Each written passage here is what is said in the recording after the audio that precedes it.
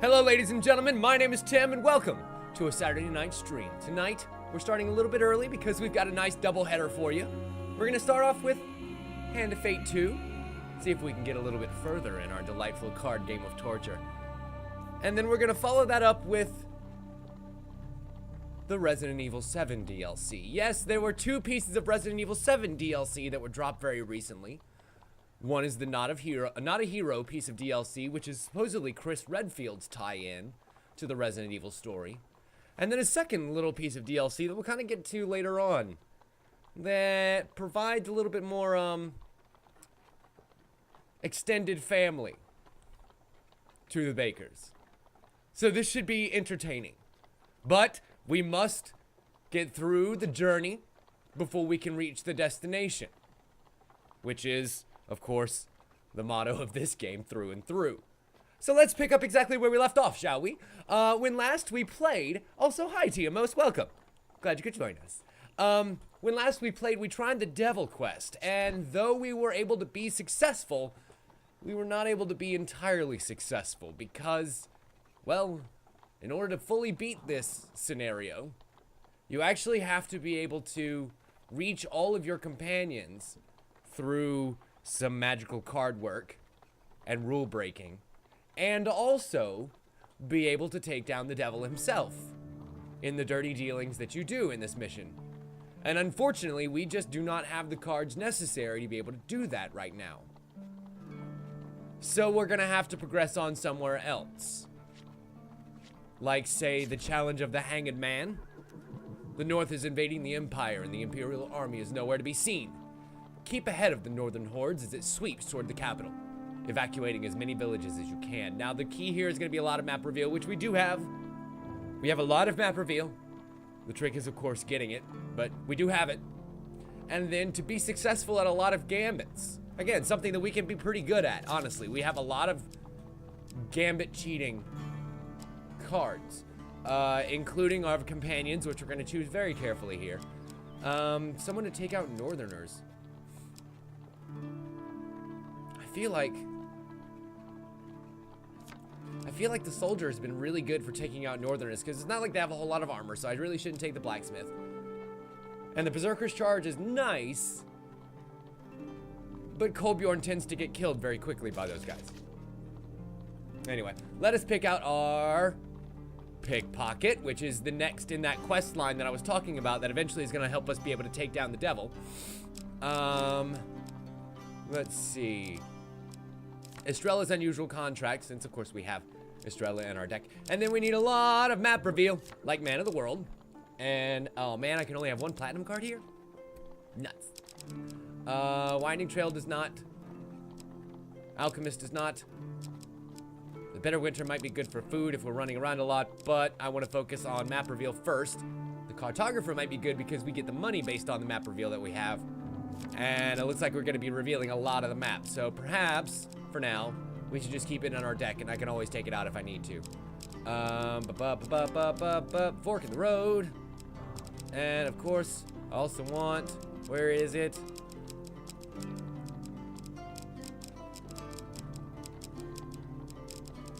You do like that one, don't you? I do. I really, really do, dealer. And the Watchtower. Good. 3 more encounters. No, I don't necessarily want to trade in my blessings. Waterfall of Youth is always good.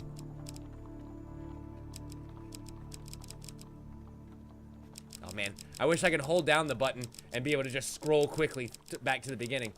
Because as it stands, I'm just having to hit the button a ton of times. And that's a lot of cards to get through, you guys. Holy hell. Let's see. Something Holy Relic. Sure, why not? And we have now 2 Brimstone cards, but I don't want either of them in my deck, if I can help it.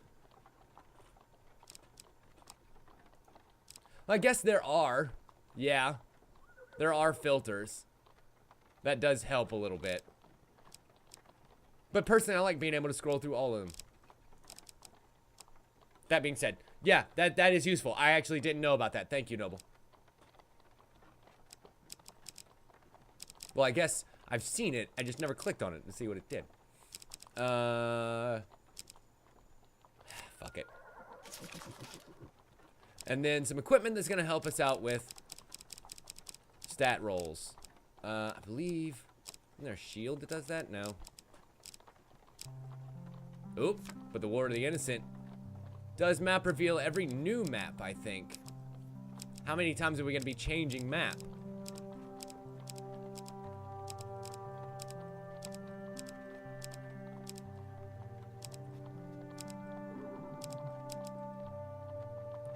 Felvin's Favor might be nice for cards. The Frontier Barbet is good because map reveal. Map reveal when? Map reveal after every encounter with a Gambit, which is going to be a lot. So that's actually going to be really powerful here. The Mask of Holy Fortunes that helps us avoid failure could be super great. Man, all of these masks, and I can only equip one of, but I could equip as many rings as I can carry. So Gambler's Jewel, Grifter's Companion, the Ring of Concentration, and it looks like that may be it as far as the rings go. Okay, so that's all the equipment that I need. Now let's go ahead and get some actual hardy fighting equipment just in case. Wait a minute. The jousting armor gives us a last chance with increased difficulty. So, that'll work. Or the, ooh, never mind. Kind of want the Imperial armor, which makes it shuffle less. And gives me plus 20 armor if I have a one-handed weapon equipped. Or plus 20 health? Yeah.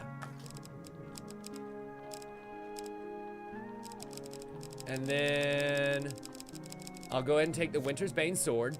Again, fighting a lot of Northerners here. And possibly the Scorched Blade, too. Yeah, 165 damage to Northerners. Dope.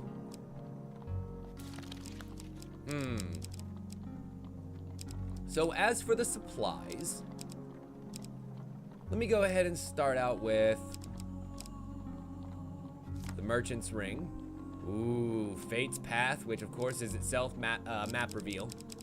And damn, I don't have anything necessarily that's gonna help with any gambits.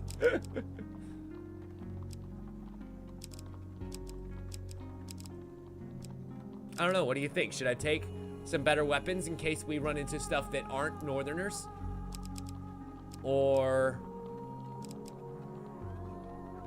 Max Life is never bad.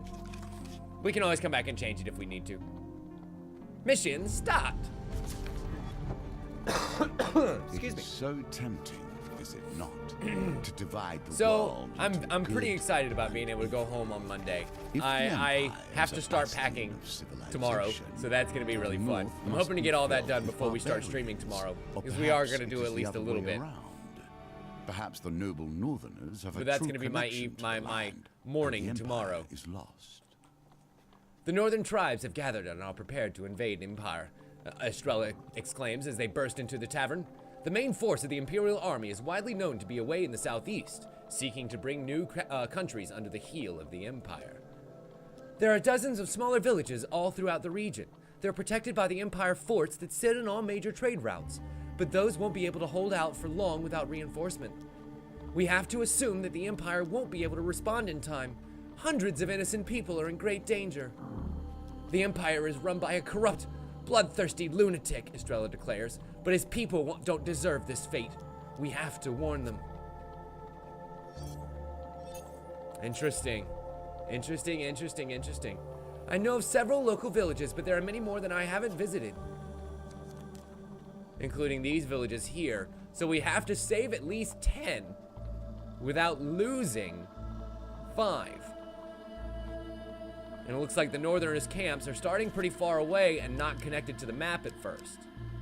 So, do we approach one of the peaceful villages first, with rewards laying behind them? Or do we take the one card that's immediately to our left and see perhaps what goodies lie underneath? What do you guys think? I'm gonna leave this first choice up to you. First choice of the night goes to you guys. Peaceful Village north, Peaceful Village south, or unknown card to the left. Which is it gonna be?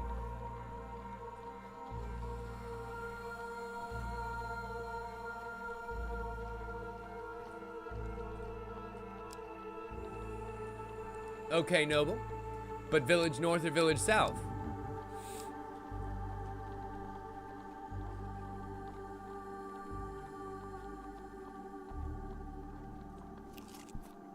I guess that is very true. We do have 10 to save after all. We see a peaceful village off the main trail. If we keep moving, northern counters will not move this turn. But let us visit the village. A few farmers look at you with curiosity as you enter their small village. Let's warn them. You address the gathering of local peasants as they mill around the village well. To leave their crops seems like madness, but you try to convince them to flee the area. Card gamut starting immediately. Where'd it go, ladies and gentlemen? I believe that one of them went into number 4. But what's it going to be? The old card shuffle starts now. Noble thinks there's one under number 3. Tiamos, did you happen to be paying attention? What's behind card number 3? Oh, farts. Well, Noble, you called it. Noble, you absolutely called it. Shouldn't have listened to you. I should have just listened to my gut and gone with number 4. Despite your warnings, the people refuse to abandon their land. There's an Empire fort not far from here. They'll protect us. And brimstone cards get laid out as the Northerners move. Let's try again.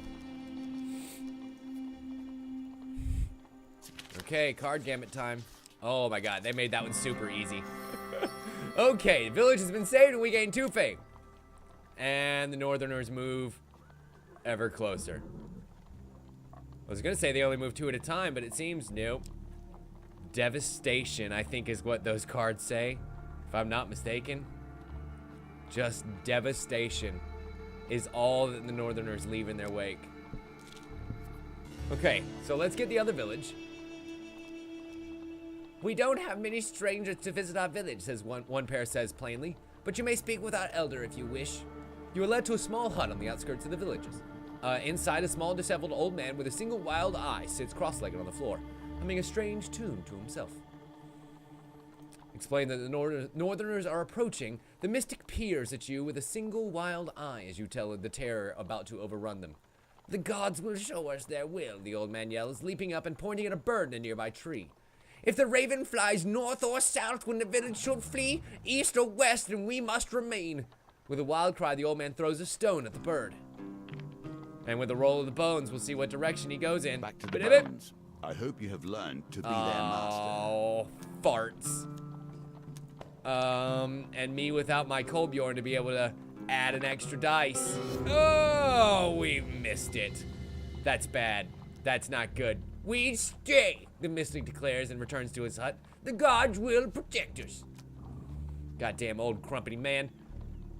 You're gonna get burned alive in barbarian devastation. Don't you understand? He doesn't understand. Okay, visit the village again. Let's see what they make the roll this time. 12. We would have messed up the roll last time. And 7s. Wow. Wowie, wow, wow. Oh.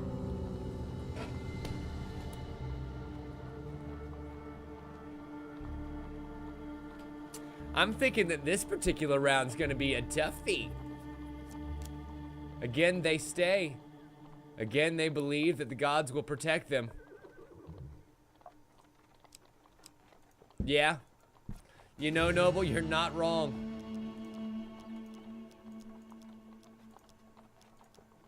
But let's try one more time, just for the sake of my own fucking pride. Yay! Too little, too late, as they time to leave. The gods have spoken. We're gonna get the hell out of here. Okay. I'm gonna have to fight the Northerners in order to find a way out of here. Clash, and we will see who survives. Let's attempt to avoid them as we disappear into the forest. And Fate's path reveals everything else. The Empire fort was up here. Oy. And some reluctant allies are about to be lost. You have saved as we reach the border. There is more yet to be done. Okay, let's continue. Because we haven't actually lost any villages yet. We're kind of okay. We're kind of okay. We made it to the border. A general store has been revealed, and I'm assuming that this one that's all the way closest to The Empire presents strength, yet abandons the their Northerners is outpost probably at the another first village. sign of trouble. At Corruption your has approach, a left large them band of hollow soldiers exit the fort inside. and heads in your direction. Surprisingly, however, they pay you no attention other than to shove you out of the way of their supply wagon. The captain is in no mood to talk as he hurries his men south toward the capital, away from the northern mountainers. The fort stands completely silent, and its heavy wooden doors left open. As we inspect the fort, we find a dice roll of 14. And I'm at 10. All right, baby, come on. 5 or better, 5 or better, 5 or better. Nope, another one. Cockhammers. We find nothing of value.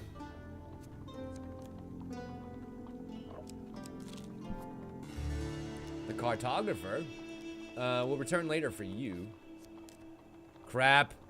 And he moves closer. But we can't let him burn whatever this is. We have to fight back the horde. I'm hoping that we can actually fight them back and not just fight them for possession of the square. Let's see what happens here. You probably have to skip over the fort and maybe come back to it on the way back if you want to get it without meeting the marauders here. And I definitely don't have the right weapons for this. Oh boy, this is gonna be bad. I mean, don't get me wrong, I can kill them with these. I probably will kill them with these. I have to. But it ain't gonna be easy.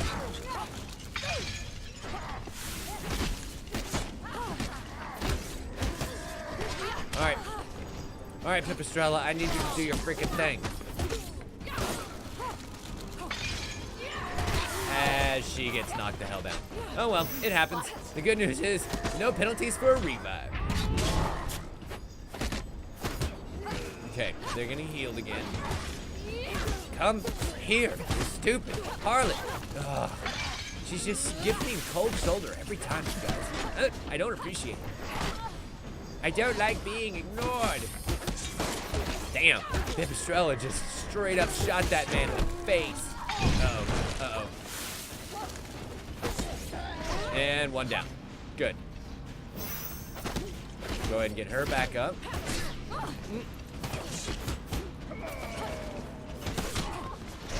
Oh, and I'm so close to getting my ability off too. Come on. There we go. And motherfucker.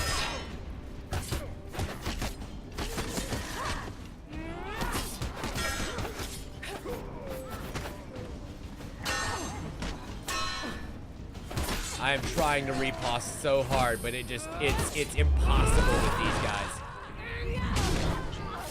Because they hit so hard, it just knocks me back every time. The guys with the bolos, I can parry. But these regular huntsmen, not so much.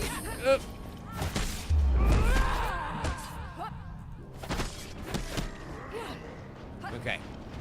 Now you guys should be a bit easier now that you are down your escort. I mean, basically, I'm just sitting here whirling blindly in a dervish, trying desperately to keep myself alive. Oh, crap, as I am down to 27 health. Ugh.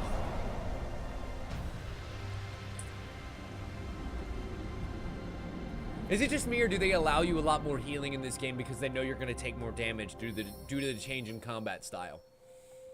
You gain 4 fame. Perhaps your actions here have saved the lives of very innocent Empire. Oh, it resets him completely. A balance That's of resources awesome. is key. The townsfolk No one run wants out to greet you perish cheering. wealthy, but They starving. provide what they can as gratitude for saving their village from the terrible northern peril. Sweet, I was actually starving. And we're going to reveal 3 encounters. That's awesome. That's fantastic news. So not only do we gain 2 more fame, but as we go back to the cartographer here, guess what?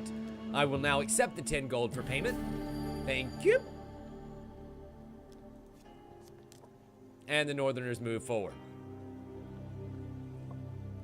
But that's totally fine because I don't need to make it to Temple Prayers, and I don't really need to make it to the general store either. I just need to make it to this peaceful village and the border. Although, don't get me wrong, a blessing would be nice. Here's a token for you, Estrella's if you unusual can. contract. If we defend the far water from the Empire, we will need help. Estrella leads you through the town till you reach the cellar door of an abandoned farmhouse. My contact here is of the Silt Ears, long thought lost. Silt Ears? Estrella pulls aside the heavy cellar door and waves you in. You follow Estrella through the damp corridors that burrow deep into the earth. Through here, she says, and watch your step. Another trap map. And me at rather low health, too. Eep. I mean, the good news is these are far easier now than they ever were before. So we stand a pretty good chance of making it out alive. Maybe not, you know, unscathed, but definitely alive. Oh, yeah, see? All good. All good in the neighborhood. Click it and tick it. Click it before you tick it. Awesome. And give me that food. Oh, God, that's going to be so nice when I make it back onto the map. Because I think I was actually running low again. Will greed get the better of me this day? No! Haha! Greed is good. Greed is very good.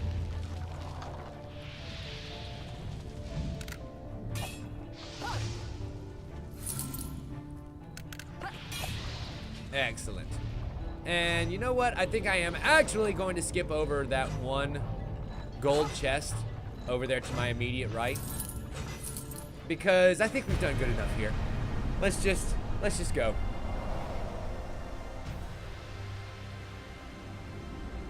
What was that, about 15 gold and 2 more food? Not too shabby if I do say so myself. Estrella smiles. She doesn't enjoy visitors usually. The Empire's been after her for years. Estrella opens the door to a dimly lit cavern. A giant humanoid rat sits on a pile of rags. A tattered hood casts its face in the shadows. Immense and grizzled.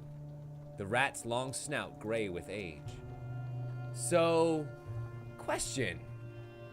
In the last game, the rats were a race. They were a suit.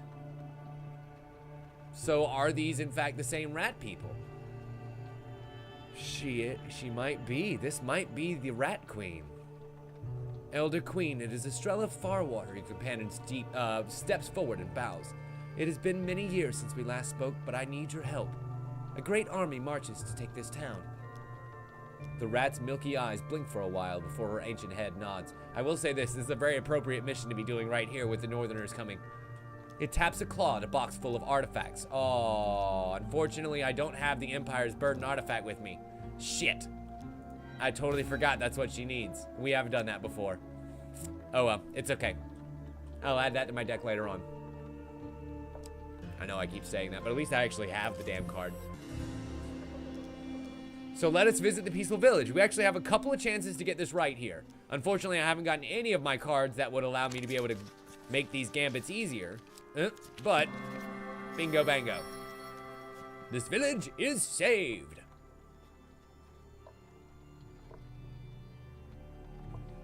And, hell, I've got 40 gold. Let's stop off at the store.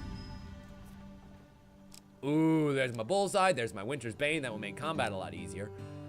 There's also the Frontier Barbit. We do have a lot of gambits coming our way. And they haven't been pendulum gambits, you'll notice.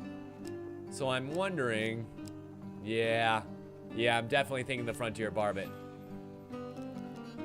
Which I guess, nope, can't buy both. Damn. What if do I have anything to sell? No. Poop. But I could buy some food. I feel like you guys would probably kick me if I didn't. We do have 6 more villages to save after all. And with that, the hordes move forward. Oh no. Oh no. Oh dear. Oh bother. The horde is upon us. If we fight the horde and win, we do gain a lot of stuff. Stuff being fame. But I think I'm going to try and avoid them. We disappear off into the forest. into the devastation of the Northerners. Oh boy. Let's attempt to avoid them. Whew. That was close. I can't believe that these brimstone cards didn't actually do anything. You reach the ruins of an ancient fortress that lies in the natural border between the majestic plains and the Broken Fist Forest. As we approach the woodland, we travel long into the night and set out again with the dawn to keep ahead of the approaching army. Beautiful. We've reached the province border and the army lies its ugly head again. I mean, we go straight for the X tent, right? Peaceful village. We don't get many strangers. Speak with our elder if you wish. Well, we know what happens here. Dice roll to make the bird go. And let's see what happens. 11s. All right. I think we can do this one. I just need to get that 6. Fuck! The dice do not like me this evening. What is the problem, dice? How did I offend you? Well, at least we know where the border is now. Shit! Maybe I just need somebody to blow on them. Can somebody blow on my dice, please?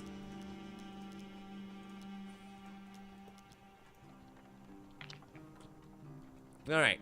Come on, lucky 12s. There. Whew. At least that's a little bit easier. Okay, the village is saved. Thanks to... Ooh, the Empire Fort that lies ahead. We have a chance to search it. We have a good chance to search it. We have one good chance to search it.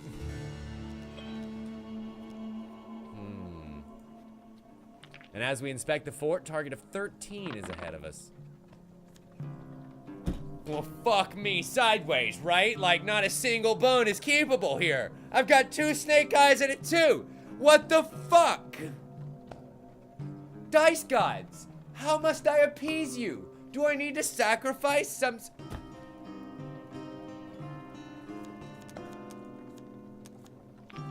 I'm gonna have to re-roll all 3 here. And I got a 12. I spent all 3 on a re-roll and I got a goddamn 12. Wow. Fuck this. I'm out. The rickety bridge. Okay, please tell me that... Yep, he moves. Of course he moves. Great.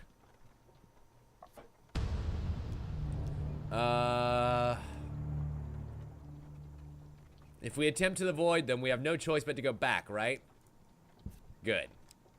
Because going back is okay here. Going back actually helps us a little bit.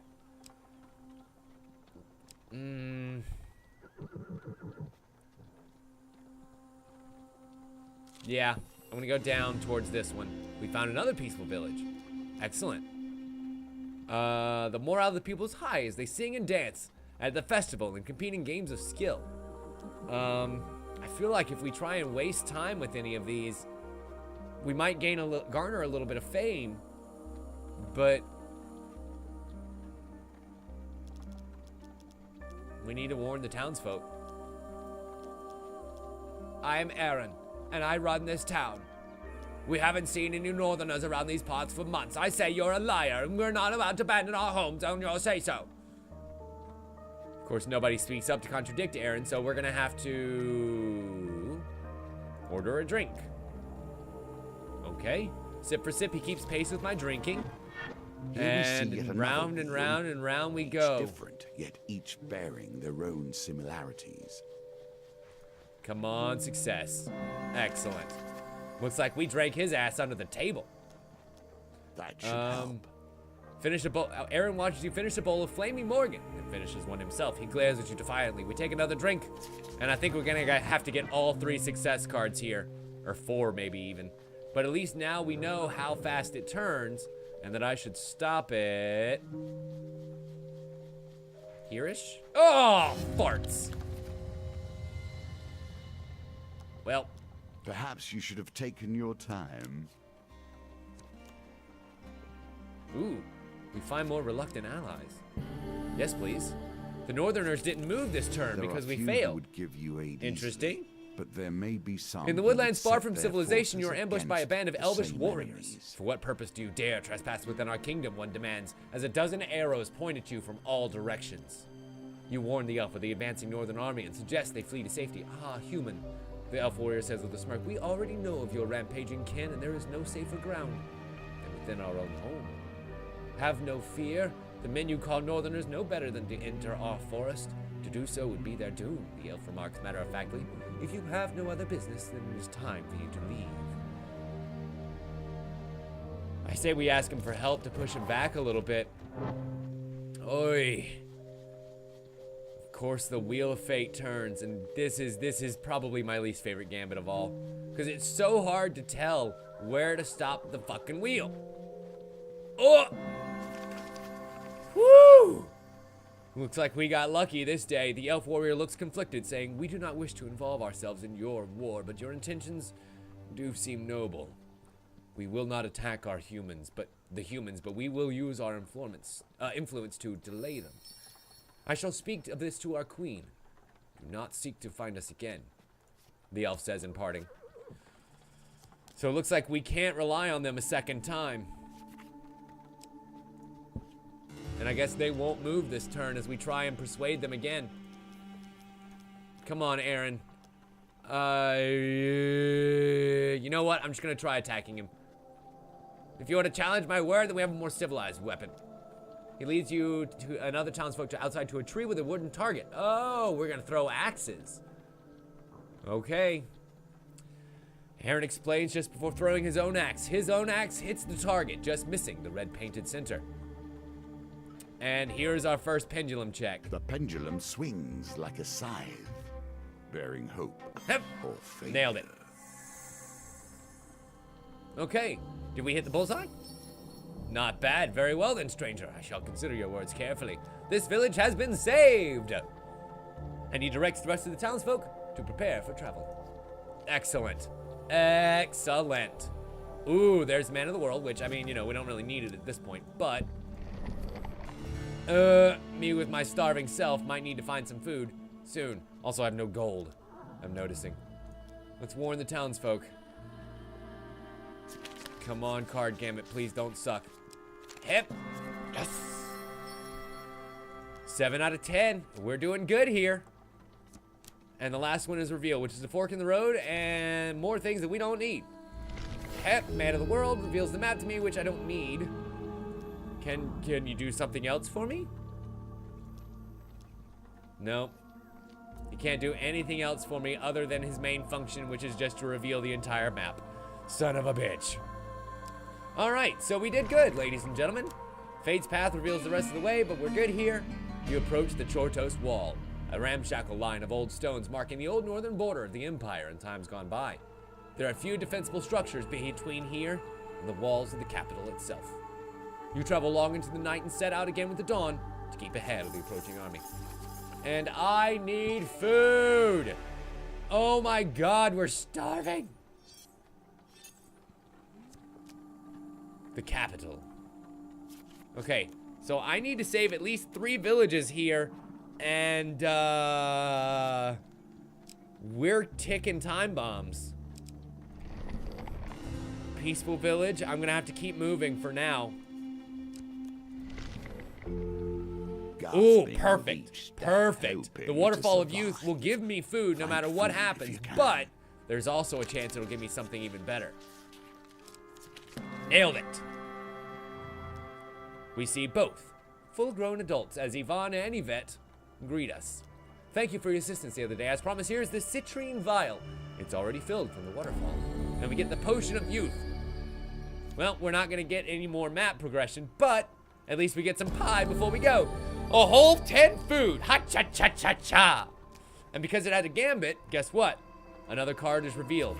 Okay, we're looking swell. Give me 5 food. Thank you guys so much. And we find the Empire Fort yet again. We have a small window to explore it with a roll of 12. That's such a low roll that I feel like we have to be able to get it. Come on, please, dice. I'm begging you. If you have any want to be my lover, you gotta roll higher than 12. Yes! Oh, perfect 18! Oh, I could kiss you right now, dice. Oh. Oh. How amazing is that? What a story. What a Cinderella story. The entire fort is deserted, but we managed to scrounge some supplies. 3 food. Well and the done. card's token is now ours. Excellent. And because we won that gambit, the fetid fens are revealed to us. So we're not going there. And the Northerners advance. Okay, I think I'm gonna go here next. Just in case it's also a peaceful village. Nope, rickety bridge. Climb. There is little better than the wind in your hair and the thought of death. Nah, fuck it. We don't have to cross it, so I'm not gonna cross it. But that does waste a turn. Eep. So are you a village? You're the watchtower. Also wastes a turn. Fuck.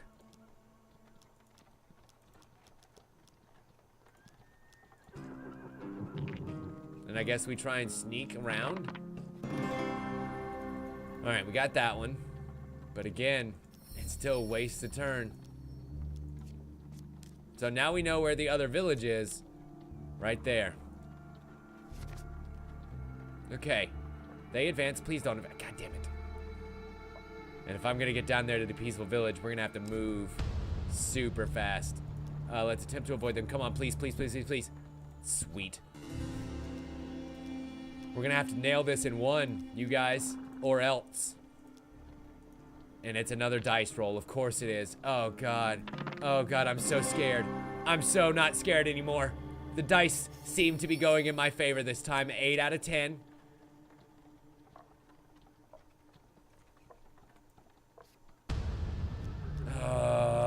We gotta fight him.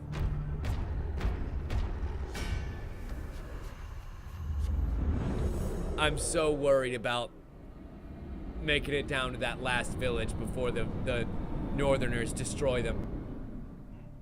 But it's interesting that it seems that there are only 10, unless the capital isn't the end. But it seems like the capital would be the end. You know what I mean? It is the capital, after all. It's where we've been heading this whole time. It seems like that would be, logically, the end of the mission.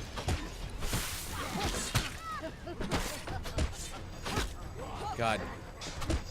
Lady Estrella is just taking it to the face this round, isn't she? We're gonna have to make it up to her. Take her to a Shoney's after this. And yep. Good. My frontier barb provides me a little bit of extra defense, so we're slightly better off than the first time we fought the hordes. And now that I've got the right weapon equipped, this is a little bit less of an imposition.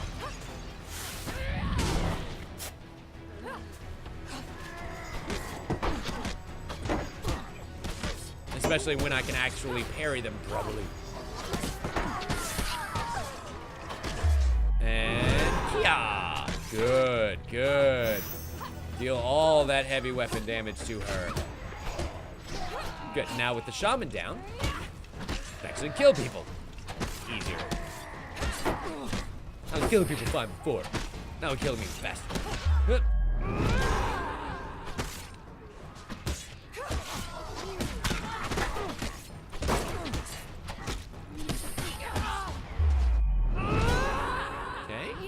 Go ahead and get her back up. Dodgy, dodgy, dodgy. Yeah, this is going a lot better. And make sure we're not underneath that nice big red strike. I'm having to remember that shit all over again. That you can parry a green hit, you can't parry a red hit.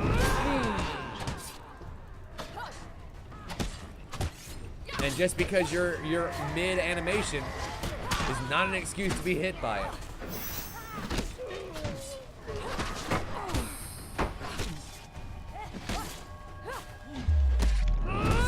God, I wish that could hit more than one.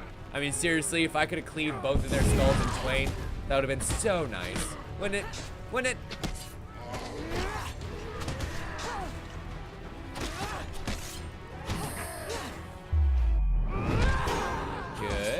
Almost defeated. The see if Estrella can finish off that last northerner while I'm taking care of business every day. Oh, taunting him as I finish him. Yay. Hey, Harwood. How's it going?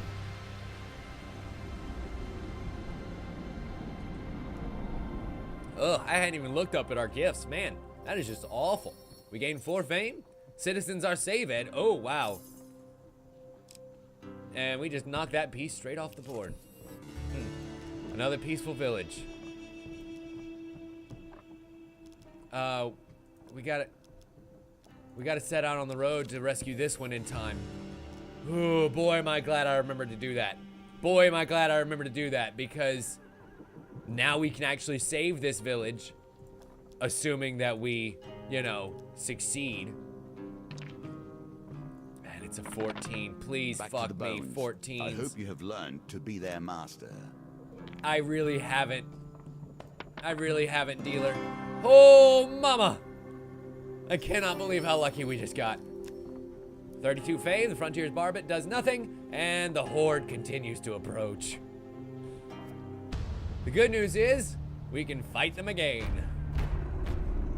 Oh shit, 2 Frost Shamans. That's bad. That's real bad. That's real bad. Oh really, Harwood? Yeah, no, I completely understand. I've definitely been at that stage before. God, I wish I had either one of my northern killing blades right now. Either one would be amazing. Are they gonna? Got caught in it. I was just about to ask, are they gonna be able to heal each other? But now that I'm kind of looking at it, I don't think it's a heal. I really don't anymore.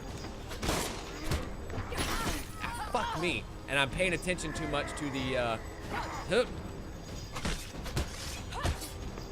health bars and not enough to fight. Which I've come so far, and I've got 1 village left to save. I cannot lose this fucking fight now. Sorry, can't happen. All right, we keep dodging, keep dodging, keep dodging. Very good, very good. Yeah, because see, if it was actually a heal, then the shamans would be healing each other. They are not. I'm down to 14 fucking health. It probably does raise their defense, but I doubt it's a full-on heal. Okay, let's just play it safe. Play it safe, get in our hits where we can. Keep them kind of stretched out a little bit. Let Estrella do some good work for us. Yep, all good. All good in the neighborhood.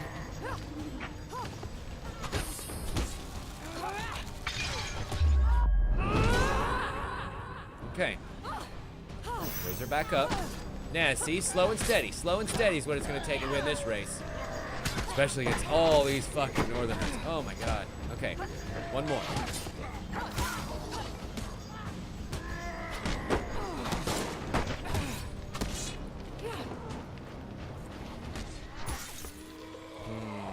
There's just too many around her right now. I can't attack the shaman, no matter how much I want to. Hup, hip, hip, hip. I need to make it over to my girl.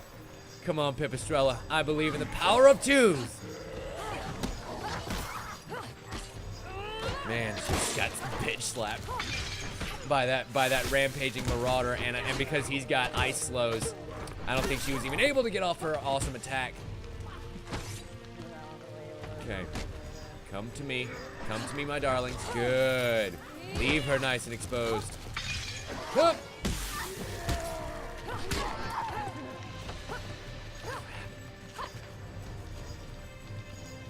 Okay. Hip, hip, hip. Kill her. Revive. Parry. And mega hit. Oh boy, I thought that was coming for me. I could have sworn. Okay, so now we can do a little bit better here. Good. Now that it's down to just us boys,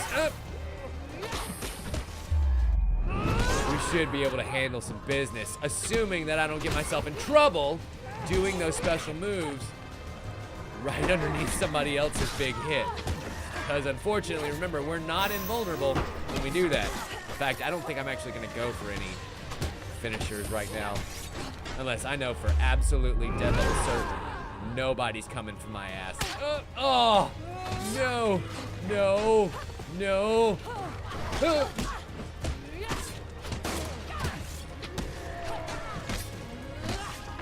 Okay, here we go. Down to just the last couple here. I see you, Estrella. I see you, Estrella, about to lose your life again. I will revive you. Don't you worry, girl. God, there's still like 7 of them left.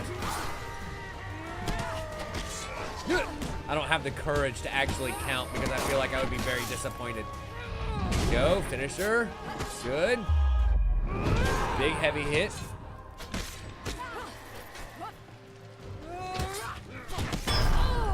No! I pressed the parry button. I pressed that parry button so hard. Fuck. Man. Fallen once more. Fortunately, this is but the lesser game. Hey, at least we got the fort. So now we no longer have to waste time on it. And actually, we were doing really well on that quest. So I think that we should go ahead and just dive right on back into it and actually win this time. The Gambler's Hood. Something tells me that that's going to be very good to have on this particular map. What say you we definitely put that in our deck? The Hanged Man again. God, I love this game so much. It's so much fun, you guys. The Frontier Barbet was good. And it revealed a lot of the map for us. I am not gonna lie. It definitely did. So we'll probably keep it. But I want the Gambler's Hood too, because I need to know. Once we reveal all the map, the Frontier Barbet is no longer good for anything but defense. Instead, we're gonna need whatever the Gambler's Hood is. We got the Gambler's Jewel, which does dice rolls. I'm wondering if the Gambler's Hood is gonna have a Gambler's Armor, possibly a Gambler's Shield to go with it, and then you've got upgrades to all 4 of the Gambits. Just a thought.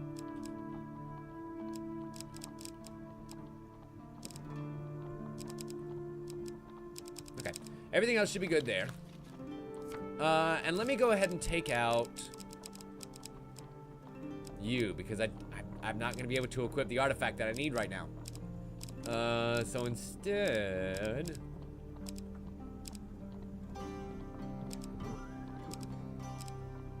I could use something that would let me get food. Take out the tout. You know what? I can't say you're wrong. Now that we know how those cards are laid out, that's not the worst idea I've ever heard. But what do we put in its place? Now we could get exploding doodads, which could give us an artifact.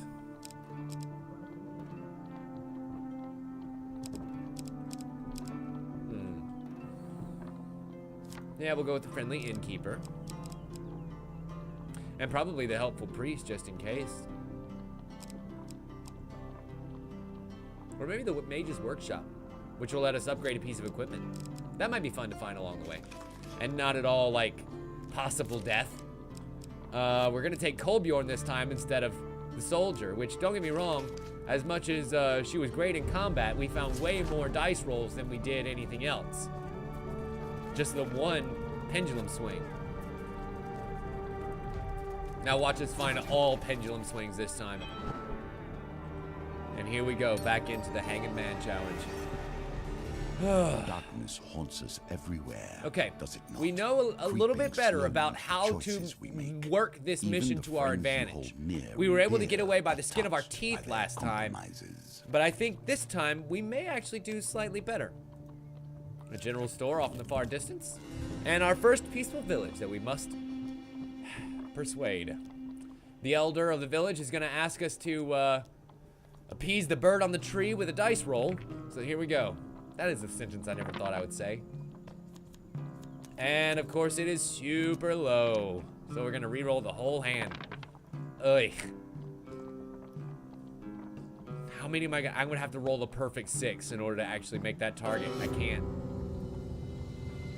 Even with the power of Kolbjorn, it's not enough to carry us. So let's explore up to the top. And just see what's there, shall we? Waterfall of Youth, good. This time it may actually be of use if we get the citrine vial. Fuck, we didn't. Instead, I just get food. Always useful.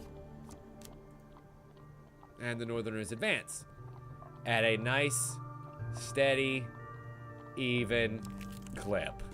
There is a reason this cart travels the long way around. I would and the rickety not bridge, trust my life to such fuck me, is yet another waste of time. At least now we know the two peaceful villages are right next to each other, though. Let's visit the village and try again. Hopefully this time it'll be slightly less of a dice roll, 12 instead of 14. Come on, fuck me, but we can't even get close to 12, man. All right. Thank you for your sacrifice, Kolbjorn. Because even with our shitty dice rolls, at least we can make it above 12. Oy. And the army advances. I've got one chance to make it to this village and oh, it's not a village. It's an Empire fort. Your path leads to a remote Empire fort overlooking the well-worn road. Guess what we're not gonna do? Inspect the fort. We could find a little bit of food there, but I don't need that shit. And instead, I need to visit the store. Because thanks to your gifts, we can actually get the Grifter's Companion, which would help nudge the wheel, or the Ring of Concentration, which slows a shuffle.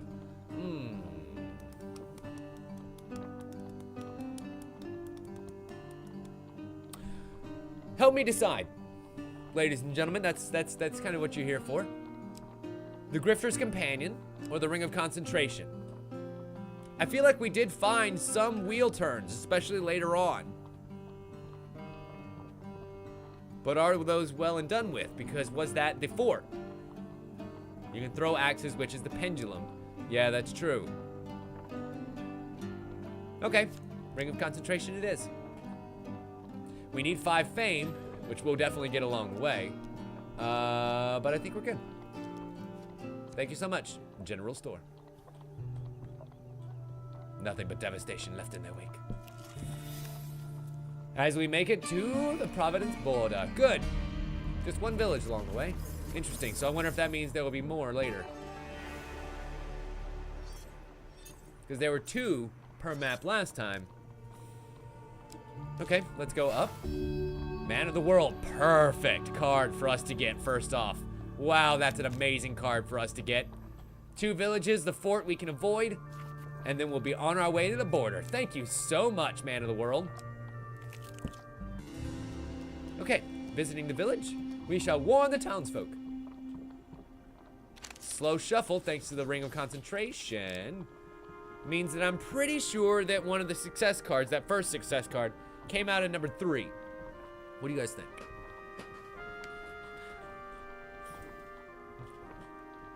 I will say this, if that's the slower shuffle, we're in trouble. All right, cool, nailed it. And the village is saved. 1 fame away from being able to wear my new ring. Oh wait, no, that's why it's not slow shuffle, because I don't have the fame to wear the ring, shit. But I've got enough turns to be able to make it down to the friendly innkeeper, where we can discuss the latest rumors. Ooh.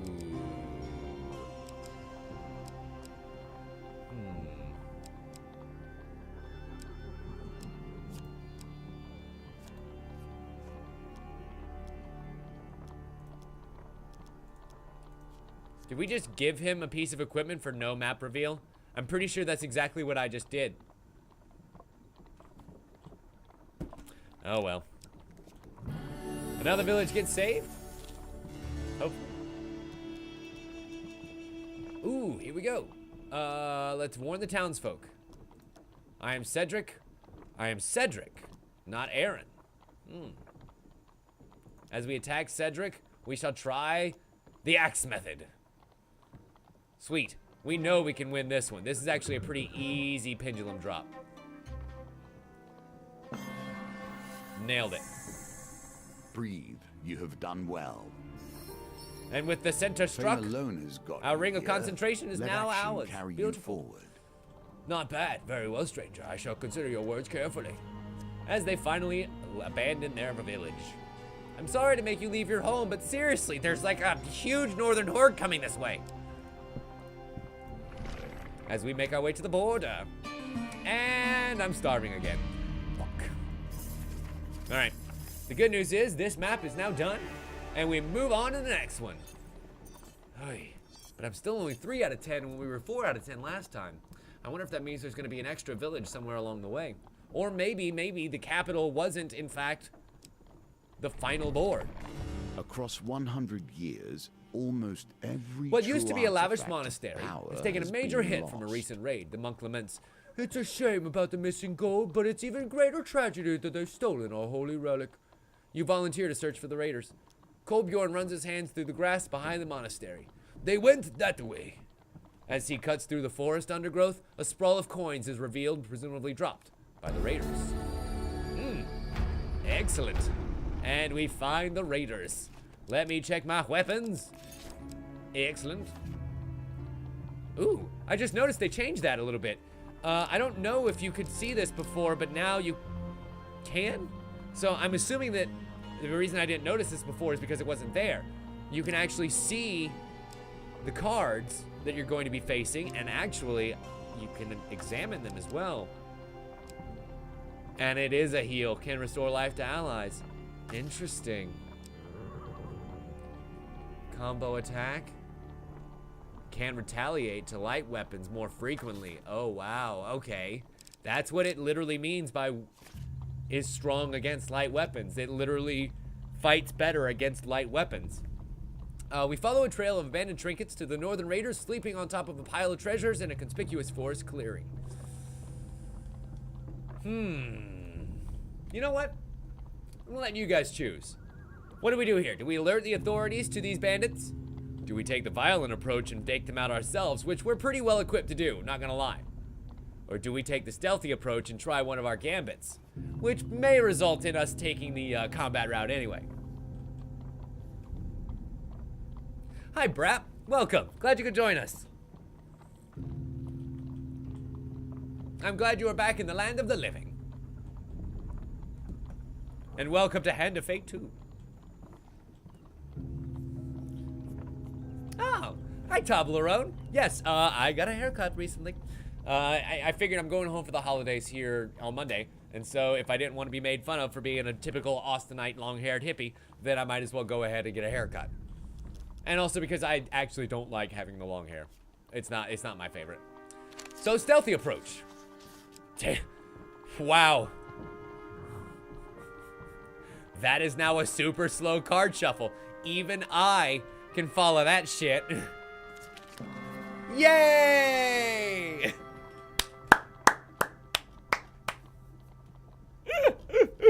You stealthily tie up the raiders without disturbing their sleep and haul the stolen items back to the monastery. The monks grab the carved sapphire hat from you as soon as you return.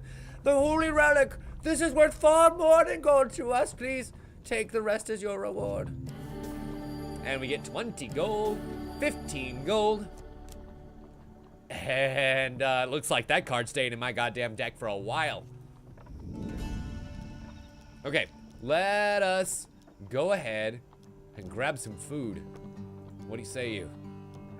There's no one to trade with. Ooh, that's bad. Ooh, that's bad.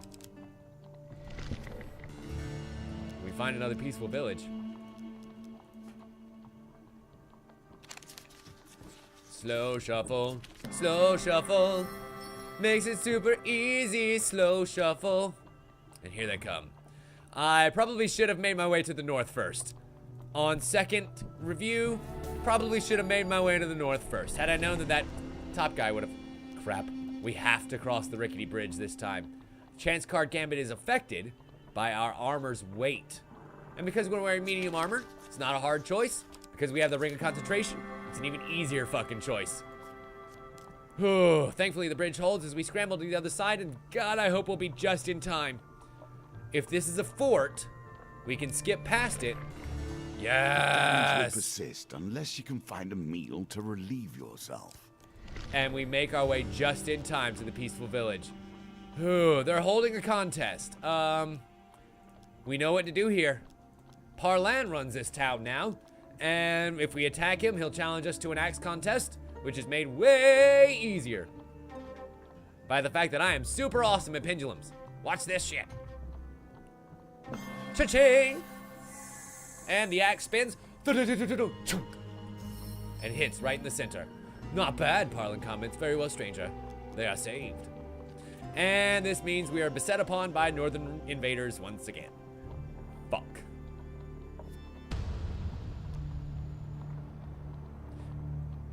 I would fight. I really would fight. But I don't need to. Yes, Toblerone, I actually did beat the Hermit finally. The most recent one that we were having problems with is the Devil. And no, I haven't been able to beat the Devil yet because, well, as it turns out, there's this certain deck cheating card that we need. And, well, we can't get it yet. So, kind of got to play a few more in order to get that card. Yeah. Anyway, as we continue to the Providence border, we shall move on to the next round. And I desperately need food. Oh boy. Ooh, excellent timing. The general store is just there and me with 85 gold to spend. Burning a hole in my pocket. Let's buy 3. Because I'm stingy. And let's check out the equipment first. Bingo. Wait, what? After your first roll in the dice gambit, optionally re-roll all 2s and 5s. At the start of each map, optionally bet 10 gold that you will end the level on full life. Huh. Well, isn't that just not at all worth it? The Gambler's Jewel, however, totally is. And I'm definitely thinking we get the Winter's Bane too. What do you guys say? That way we are definitely going to be way better at dealing with the inevitable combat encounters that are going to be coming. And I've still got enough money to buy some more food. Yay! Look at me, being productive and stuff.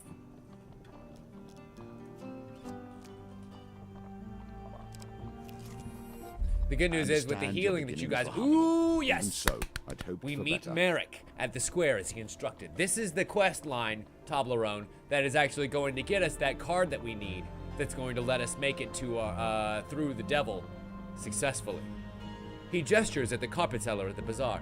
The Reeve, he explains. Watch and listen. If the Lord got wind you were short on your taxes, there would be trouble, says the Reeve. Mind you, I do like this rug. Better that you hand it over than all your stock. What do you say? I have not. It's a rare masterpiece from the early belt, says the flustered rug merchant. An altercation continues. You notice the Reeve's pouch hanging open. So you see it then, Merrick says with a grin. You know it's only really stealing if you get caught. Of course we're going to have to steal here. That's the spirit, he says. Now remember, the trick is to know when to stop. And if you're any good, you won't need to. So I think we're going to have to do this more than once. You move behind the Reeve while pretending to admire the carpets on display. As he continues to haggle, you slide your hand deep into that pouch. Let's see how much we get, baby. Up, follow that 10. Yes! Nice, hearty 10 gold. Let us steal more. And considering how easy this gambit is now for us, here we go. We gotta steal it all, baby. Gotta steal it all. Excellent. Last one. Watch that fucking card. Watch that fucking card. Yes! All 4 are mine! We stole, what's that? 2, 4, 7, 17 gold? 15 gold. Really? What was it? 2, 2, and 3, and 10? Whatever, doesn't matter. You lift the last of the Reeve's gold from his pouch. He struts away with the rare carpet from the Easter belt rolled under his arm. None the wiser. Well, let us return to Merrick with the gold and share some of our profits with our friend. Oh no, 10, 5, 3, and 3. Okay. So 16, 11, 21. Sweet. The thief's eyes glint at the sight of gold. We'll make a thief of you yet, he says as he plucks his share from your hands. Think of this as an investment. And we lose 10 gold to him. Meet me at noon in 2 days outside the city. We can talk more then. Excellent. So as we continue to befriend this magical Merrick of the Thieves Guild, his token is now ours. Oh, he gave us a token of his affection. How sweet. Oh, really? I don't know that I've tried the chariot one as of yet. Ooh, the reluctant allies. I don't know if we need them yet. I feel like we have this map pretty squarely in hand. So as these elves who know of the advancing northern army already offer us some help, I don't think we should take it just yet, unless we request food. Does that mean we won't get the opportunity for them to help us later if they give us food now? I guess we find out. I'm sorry, but you're... Oh, damn. They can't give us any food.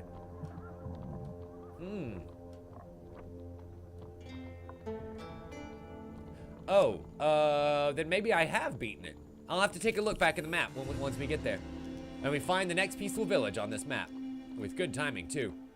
Let us explain the Northerners are approaching, and it's another bone throw, but I believe that I have my new and fancy ring that bumps it up by 2.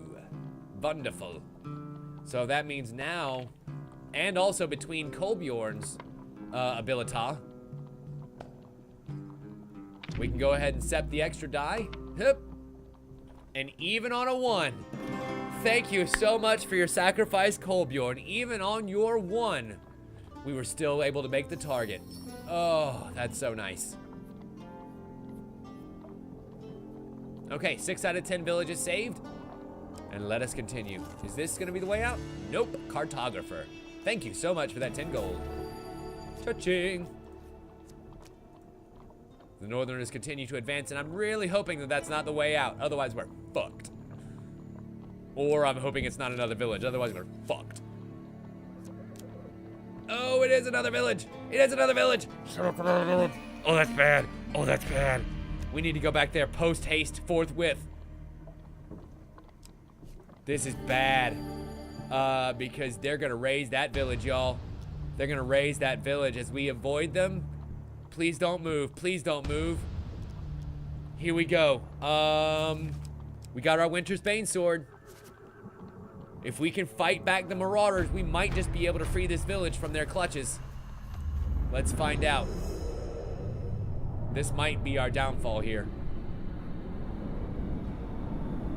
I'm curious that their devastation, their wake of devastation didn't actually do anything to me.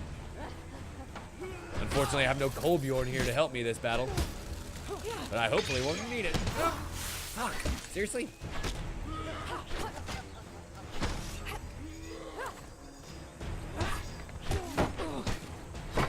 You know, now that I'm thinking about the way these heals work, I'm actually kind of starting to wonder if maybe the developers actually programmed such a thing as making it so that the healers don't actually heal each other.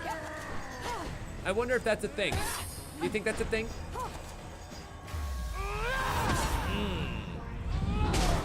Excellent.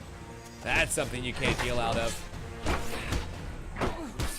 And I mean, I guess if I do more damage than she can heal, it doesn't really matter how much she's glowing them, does it?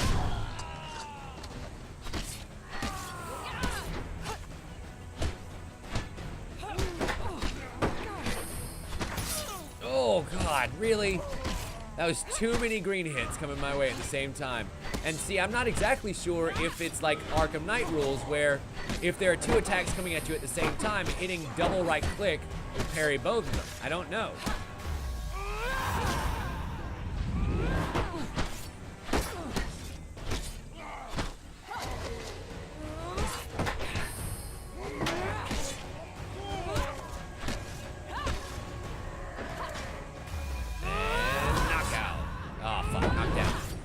Quite knockout. But that works. And then there was one. Oh, okay. I'm hoping this actually resets his token all the way back across the map, and we can save this goddamn village. Wouldn't that be nice if we could save the townsfolk from the marauding northern army? Yay! We did it! And now we just have to gain 10 food along the way.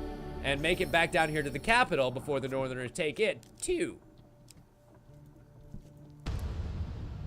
And we face the horde. Oh, baby. Thankfully, we were just barely able to scooch on by them as we continue toward the Providence border. With 7 out of 10 villages saved. That's how they... Well, no, I'm still 3 villages down, but there's probably 3 on this particular map, I'm guessing. So with the capital there, is there a shop? I guess not. Otherwise, it would have been revealed, right? We found our first peaceful village. I'm not going to explore it just yet because there's ananother one out here. We know this now. Is upon everything here. Hi, Juno. Welcome. You and I. Hi, welcome. Glad you could join us. Sorry, I didn't notice you come in there. Miasma hangs in the air, thick and rodulate with the death of dead things trapped in the dark waters. Just walking this path here has been known to leave travelers with a lifelong black lung. You spy an old carriage in the bog, its wheels locked in the mire. The occupants either fled or were eaten by the inhabitants of the swamp long ago.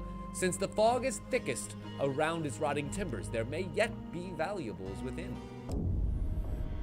We take 10 damage as the thick cloud of marsh gas envelops us, and we carefully make our way across the stones and fallen logs towards our target. It's a pendulum swing with a very... Oh my gods. Is that what they want you to do? You have to wager that you're gonna go in between a massive failure and a regular success. Oh, wow. That is assetry right there, you guys. Wow. Look at the geometry on that. Okay, here we go. This is the swing. This is the swing. This is the swing. Oh, no! I threaded that needle, but just short. Time for your Fuck! skills to leave you. One misstep plunges you waist deep into the putrid waters. Drawing yourself from the waters, you make your way across the carriage to discover an old crate. The lock rips from the sodden wood, giving you access to the equipment inside. Actually, that bullseye would have been really great about 10 fucking seconds ago. Well, at least we know what that does now, and that's actually a pretty decent card. Not gonna lie, yes, it does require a massive challenge, but it actually is not a bad card. Oh, we found the Empire Fort. Nope, definitely not gonna do anything here. Fuck a fort. Village? Temple Prayers. Good, good. Huge failure is considered regular failure on a precision gambit, or receive +2 food after every dice gambit. That's gonna be the one that I get. That's gonna be the one that I get right there. Can't have 20 money? No, we're good. Gambler's Banquet. Sweet. Yeah, I guess that is true, Noble. But I mean, it may be a sacrifice we're willing to make for the piece of equipment that we get. The reluctant allies are here. This is the one where I want to use them. Now that we're on the map with the capital. As we plead for help from the northerners. God, oh gods, this wheel, it turns. Where it stops, it's gonna burns. Hup. Oh. Thanks to our success, the elf warrior looks conflicted, saying, "We do not wish to involve ourselves in your war, but your intentions do seem noble. And they will delay the northern advance for a few turns." Good. That gives us time to make it down here to the bottom peaceful village before they continue moving, assuming we can actually win over this peaceful village in one go. It's another dice roll because, well, 3 in a hand is worth 1 bird in a bush. Motherfucker. I think that's definitely one of the lowest dice rolls you can get right there. And now it's a 7. Wow, wow, wow. I have to accept the dice roll and pray that we get a 6. We did not. I just wasted Kolbjorn. Wow. You know, I can't believe that just happened. We have to do it again. I mean, we have 3 villages left to save. But at least it gives us another chance to get 2 more food. And once again, these bones are ruining me. I do not find this humorous, Bones. Excellent. Finally, they're working in our favor. We gain 2 fame, You continue and we get to move on. impress. Next village? Here Nope, is a the man mage's with a workshop. particular set of Excellent. powers We enter the turned workshop to of the mere enchanter. trade. He specializes in adding He magical ought to be powers to bending items, the especially powers of those the that bring universe health to his and will, fortune and instead to adventurers. he serves you. I can enchant one of your items. Be warned, though, any existing enchantment will be destroyed. Unfortunately, we have no suitable equipment cards that are for upgrading here, so that was kind of a waste. And the Northern Army is continuing its advance again. Thank you, elves, for your contribution. We must save this village in one go.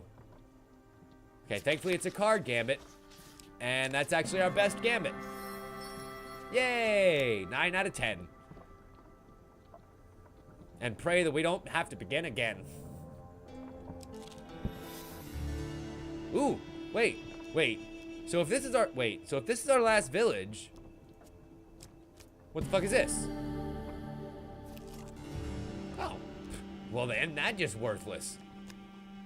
The fork in the road does absolutely nothing but give the Northern Hordes a chance to catch up to us, and us a chance to kick some ass one last time before we get out of here. Good. And it means that if we fuck up saving this village once or twice, it won't completely ruin us.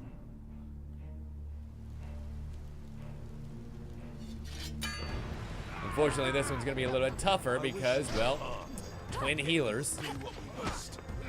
But let's see what kind of trouble we can get into, shall we? Kolbjorn with his stunning charge is actually maybe, now that I really think about it, best here. Because of the simple fact that he gets to charge his way straight through everyone, including these healers, and stun them. Stone cold stun them. Oop.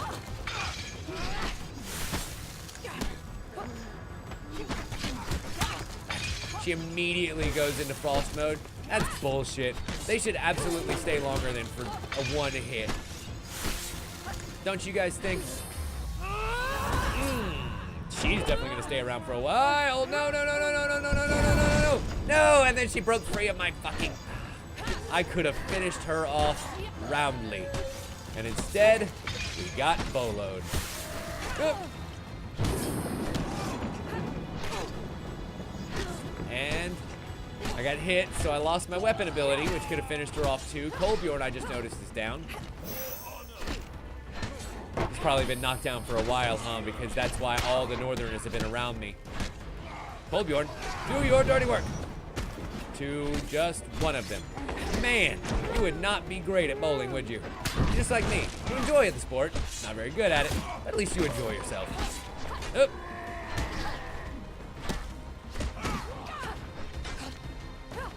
I will say this, though.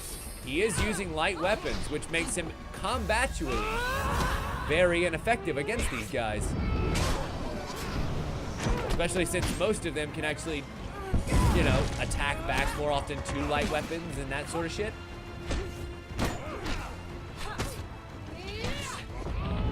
Finish him. Oop. Avoid the bolo. And... come on. Make this easy for me. Perfect. Couldn't ask for much better than that, huh?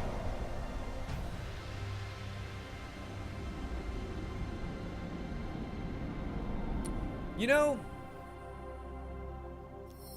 there's part of me that wonders if I shouldn't have let the Northerners proceed one more square towards the village. If they had, then we would be able to defeat the Northerners there, the village would join us automatically, and I wouldn't have to worry about a gambit. But at least now the Northern Horde hasn't progressed yet, and we get to war the townsfolk from here. We know what to do here. Attack Garland now, who's leading this village. And time for the pendulum swing. Ding. Ding. And third swing's a charm, especially with that much wider beam this time. That is will a set you in good much stead from wider here. beam. Not bad, says Garland. And they get the hell out of Dodge. Beautiful. Thus, with 10 out of 10 villages saved, 0 villages lost, we reach the walls of the capital safe and sound, only to find a mass of people stranded outside the city. Uh-oh. After spending hours pushing through the gates, you make yourself known to the guards. Eventually, Captain Alpus arrives with a company of soldiers to escort you safely into the city. You are taken up into the battlements where General Trinico stands overlooking the mass of refugees at the base of the wall, and streaming from the forest behind them, the northern hordes.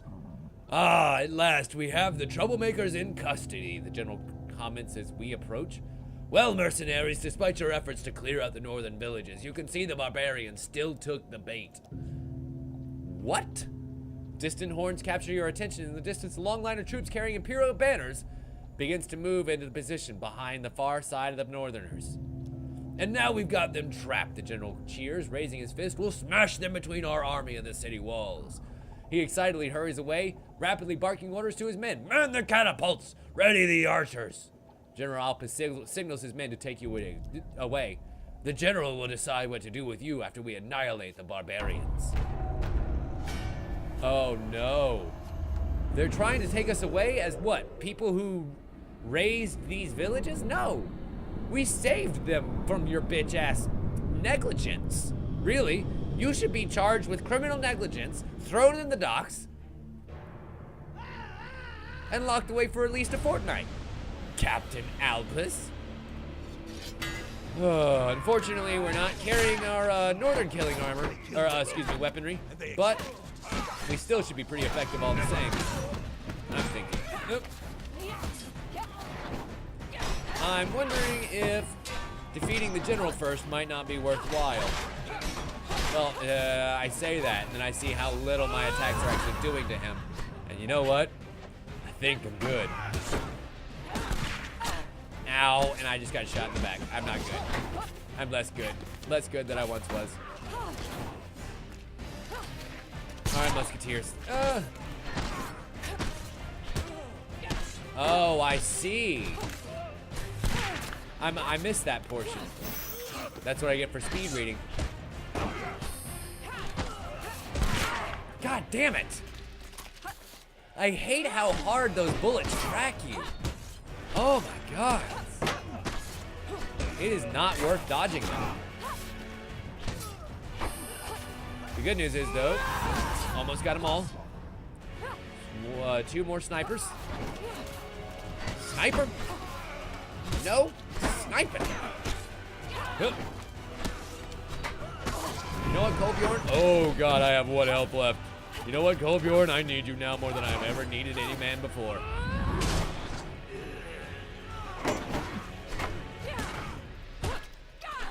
And I desperately need some way to heal in battle. God, that would be so nice right now.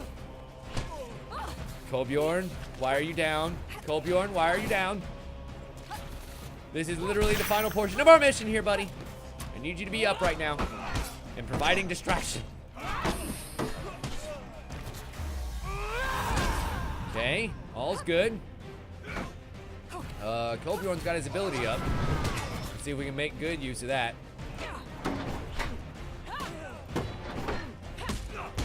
There we go. There we go, boy. Oh.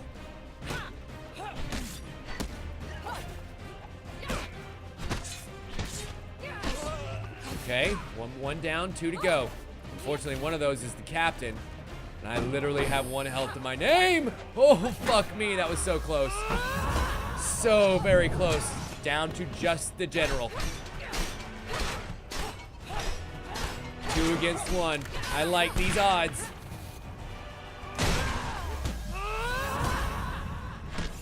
Are you gonna get your armor back, General?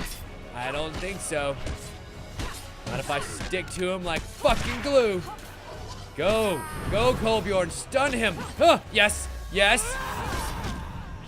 Oh, oh, finish him. Ah! Yes, with 1 fucking health left. Oh my god. pulling victory from the jaws of defeat, we find ourselves momentarily free from Imperial attention as we battle with as they battle with the Northerners, and that battle escalates. So we and Kolbjorn discreetly slink away to the streets with 1 fucking health remaining. The clash with the Northerners continues for day and night, but finally the city gates are open and dawn's light reveals the barbarian horde to be no more. We did it, ladies and gentlemen. We beat the Hanged Man with 1 health remaining. Oh my god. Woo! That was close. What do we get? What's our loots? I'm so proud of us. Great defender. For defying the fury of the Northerners, we gain the Wandering Tracker, the Empire Fort, the Far North, and the Inn by the Sea. And equipment-wise, we gain a Holy Mace, Pillager's Pride, and the Champion's Plate Mail. That sounds festive. For rescuing every village from the Northern Raid. We gain a new Platinum card, St. Tala's Day. All praise St. Tala! And we'll find out exactly what that does when we can plug it into our deck. Incidentally, for stealing all the Reeves gold, we gain the Caravan Robbery quest. Our next step with Merle, the thief. I can't wait to see what trouble that gets us into. Merle, Marvin, Melvin, whatever, doesn't matter. We got ourselves the gold. What? I'm so goddamn proud of us right now. And we unlocked the moon. Ooh, it's coming down to it, ladies and gentlemen.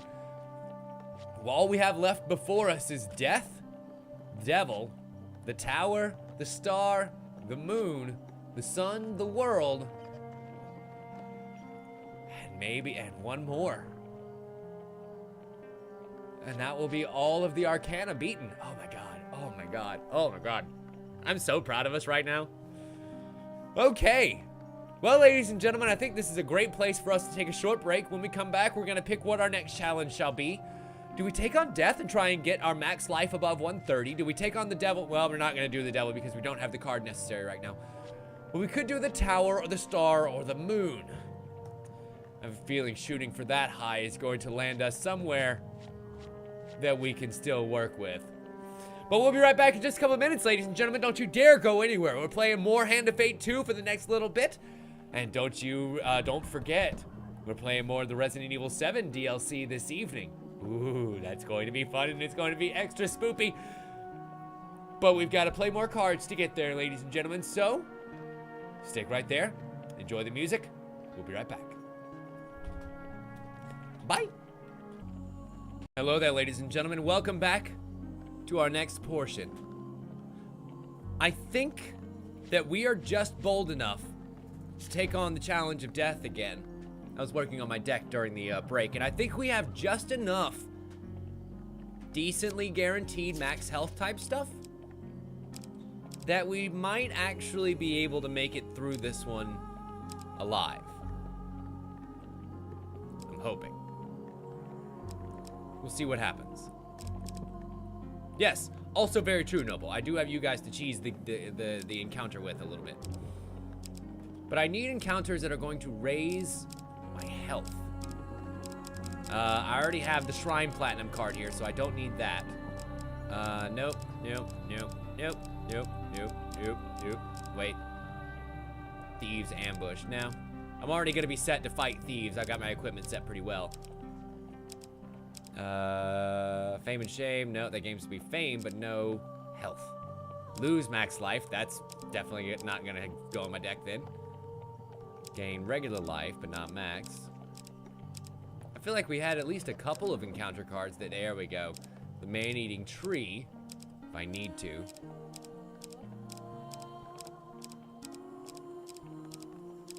Raleigh. The Healer allows us to purchase regular health, but not max health.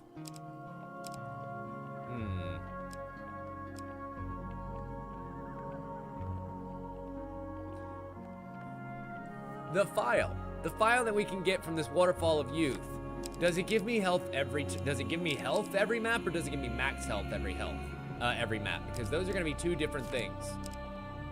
Go ahead and take the healer just in case. What can it hurt, really?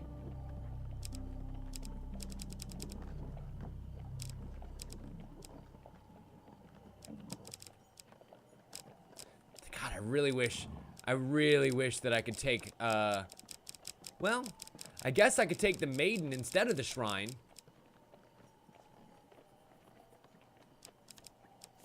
Because then I can just pick longer life.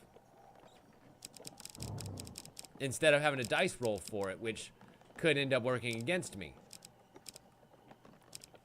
I still need to know what St. Talia's Day does. God, one more fucking encounter card. I can't decide. I can't decide. I can't decide.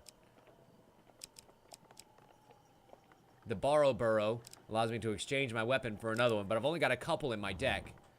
And I'm starting with a decent one, so I think I'm gonna be okay. Ah, fuck it. We'll take one of the new ones. Why not? If we find out that it's one that's not gonna work for us, then, well, now we know. Mission start. Death was aptly named on your last visit. Let us see if you're any the wiser. I'm very nervous about this one. We have to get over 130. I have that armor of mine that makes me get up to 120. You have powerful as long as I'm enemies. carrying You know a that one-handed now. weapon. But did you know that then? Did the Emperor understand you would destroy him before you even knew yourself? It's as if this game was already preordained. The filthy street urchin approaches you in a busy market to say, "You're the one who bound a mage and broke the raid leader of the North, aren't you?" Oh, I heard that someone's offered a lot of gold to have you killed," she remarks while picking her teeth. "Now the whole guild wants in on it. Everything from here to the Empire's Edge is gonna be after you." They even sent one of the fancy assassins. The fancy assassin, the one they called the Reaper. Guess he's pretty good at his job, eh? "Too bad, buddy. You seem nice," the girl remarked, patting your hand.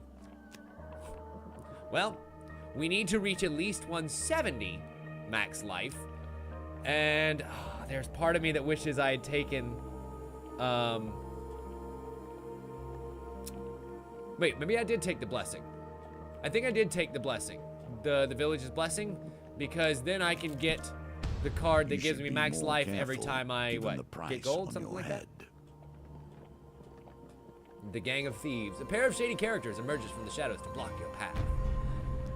"Nothing personal, kid," as they begin to advance towards us. "The Empire's offered a pretty price for your head, adventurer." Let's do this thing. There's 4 of them, and me and Kolbjorn. My 2 blades. That's 4 on 4. The good news is I picked the cutthroat daggers to start with, and even better weapons to pick up later on. So we start good and finish even better.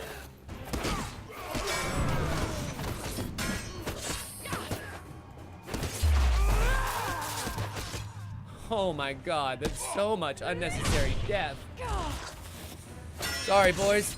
Nothing personal.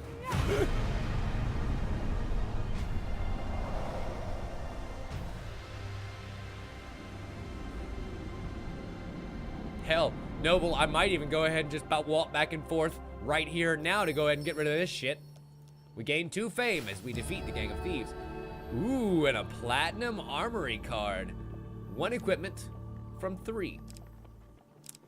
The Light of Truth would be really great because finishers against thieves drop me some gold. Or, in case we need any gambits, which we might. But we didn't take the shrine this time. The shrine is the one that you roll dice to see whether you gain life or you gain max life. So I don't think we actually need that for right now. The Frontier Barbit is actually going to be our best for now, because it's got map reveal to it. There we go. Absolutely 100% noble. The shopkeeper nods as you enter. Let us see what equipment he has for sale. There's my Imperial armor. Adds 20 max life when you have a one-handed weapon to put. Of course, it is just really nice to have anyway because, you know, which shuffles less. The ring of defense will help us survive. And there's my billy clubs, which knock down my thieves. And also have a token. I really need to get that token. I don't know why Empire's Burden is in there. I assume because I was trying to get the mission for what's-her-name, Estrella, at some point. Let me find the Waterfall of Youth. Beautiful. Let us find success here. Please let us find success here. Damn it. I was gonna say, because success here means we get the glass vial, which could potentially give us life every time we move on. But that did not happen. But because there was a gambit, our frontier barbet reveals a new encounter. That's nice. The scouting party trades us information, which will reveal the last 2 cards. Sweet. And we find another gang of thieves and the tavern for the night. Looks like we'll be back in the capital by the week, one of the soldiers comments as you continue on your journey. Assassins. The gang of thieves approaches I'd once hate more. everything they stood for. Green if it anarchist wasn't and for 6 their of them. occasional usefulness. And here we go again. So the trick here is going to be, again, to take out the anarchist, as per usual. But I'm moving on to the second map with the same health that I had before. That's not good.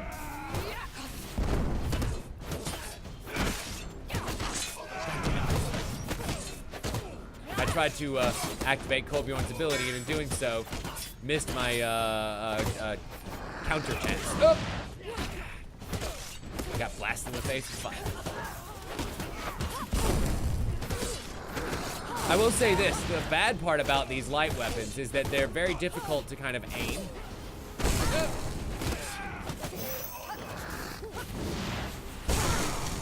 Wow. There's just so many of them, I can't dodge. That's a lot more than just 6. I feel like the anarchists came in 4s. Didn't realize they could do that. Okay. Ugh, finally got this situation under control. What? Is it just me or... I mean, are they able to track my movements a lot better with their attacks now? That used to not be the case. We used to actually be able to kind of fudge the dodge a little bit. Yes, I realize that means I just need to dodge later and need to adjust my timing, but I feel like there was a time where they weren't able to, like, turn mid-strike and grab me all the way over to the right. The Reaper, well, and you. Your final opponent exclaims as you knock him down. And we search to gain 1 piece of equipment. Beautiful. I'm thinking the, I mean, we gotta have it. And we get back 25 life. Beautiful. I'm not able to equip it yet necessarily, but we gotta have the armor. Just to survive the fucking arrow. Great. Great. Just great. Another choice on life. Okay, we gained that. Good, we're almost back up. Whatever. I'll take it. Death comes closer and closer. With the threat of assassination looming like a dark cloud, you seek solace in the remote inn known as the Flailing Dragon. Few patrons visit this night, and you fall into conversation with the innkeeper. Over a few ales, you reveal to him your current predicament. The innkeeper sighs. I'm afraid there's little I can do other than heal you up whenever you visit. The innkeeper pauses to send a barmaid for more ale. To ask about the Reaper himself. I've heard of this assassin. Even kings once feared him, though few could afford his services. If he hunts you, then you are in dire peril indeed.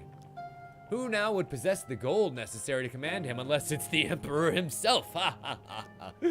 But why would the Emperor try and be assassinating us?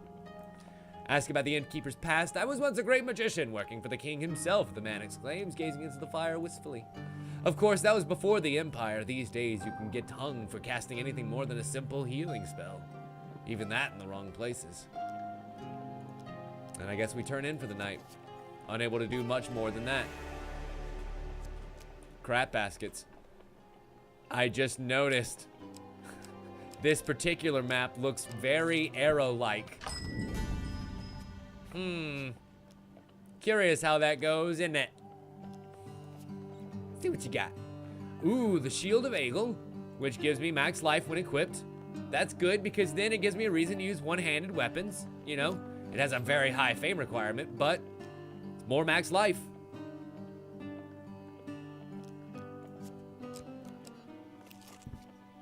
Alchemy is not alchemist. chemistry.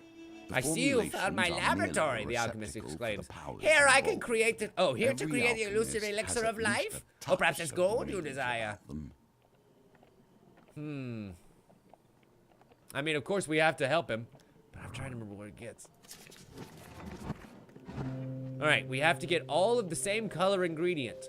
I believe I want red, because if I get all reds, then that should raise my max life. If I'm not mistaken. Fuck, I botched it. It's going to be gold that we get. As long as we get all the ingredients from the jar.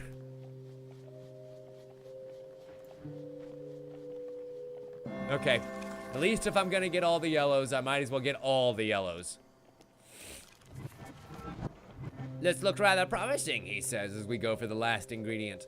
This wheel spin's gonna be the trickiest of them all because I think I need to stop it right about, oh, here-ish. Fuck, that might have been too far. Oh! Woo! You did it! The magnum opus! The alchemist picks up a hot beaker with a pair of metal tongs and carefully pours out the contents into a pail of water. The water fizzles for a moment, filling the room with steam. Take it. It's quite cool. You reach into the water and discover the formula is transformed into a solid gold nugget, where we get 10 gold and 15 more gold. The alchemist thanks you profusely for your assistance as he returns to his ledger to make more notes. Sweet. I think the winter solstice allows us to trade blessings for health, and I don't have a blessing right now. Sadly. Fuck this band of thieves. Coming for me? Son? I don't think so. At the end of this dark, winding trail, all they'll find is pain.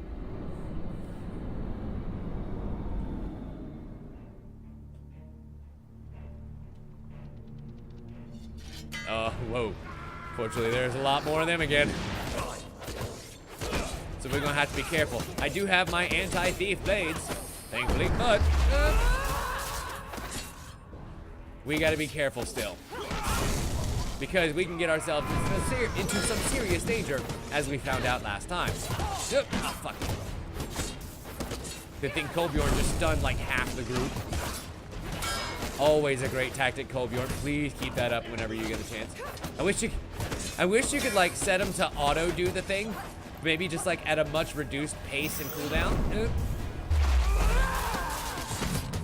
But I know they'll probably never do that. Incidentally, I think I just slayed two people at the same time with that ult. I must say, I'm not pleased with myself. And twofer? Nope. I mean, we got the stun, but it's just gonna be one death at a time, sadly. Nope. Hey, Kolbjorn. How about you charge them? Excellent. Much better this time around, wouldn't you say?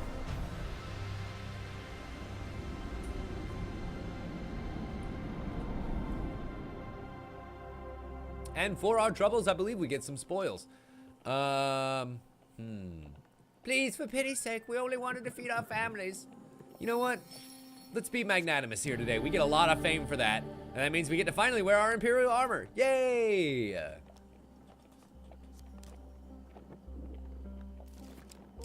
So, that means I have to equip this neglected sword, but we at least gain 20 health there.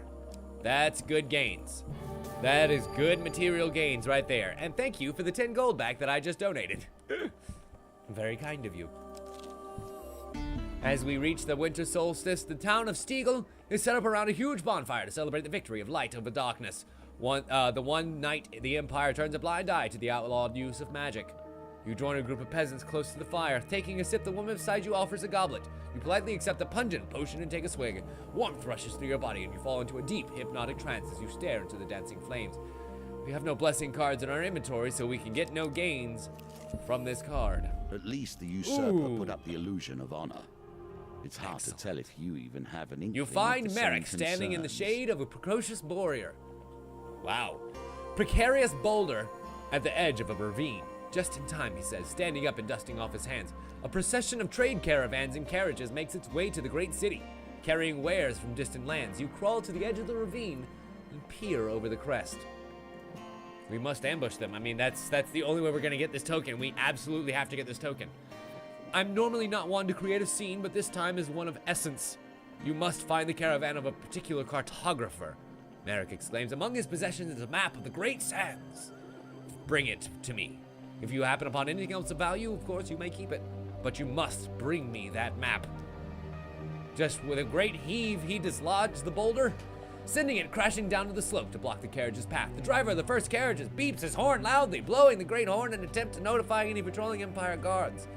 The sound echoes through the gorge. With the rest of the procession in disarray, we quickly descend into the valley and approach the caravan. Oh boy. Do we get a fight? Or do we get some goods? I'm looking here. I see that map. So I'm wondering if I can keep picking goods here until I get the map. Oh! Oh! Wait, no, that's just a regular health potion. Shit, that's not good. We nab some. Let's raid another carriage. Ooh, and he adds a monster card. That's not good. I'm not a vain man. Okay. I could have swore that said max life, and I was about to be real happy with myself. My focus for more but years it's not. than Where's I that can count. map? There's the map. There's I the have map. a certain pride regarding its twists and turns. This thing is moving hella fast now, you guys.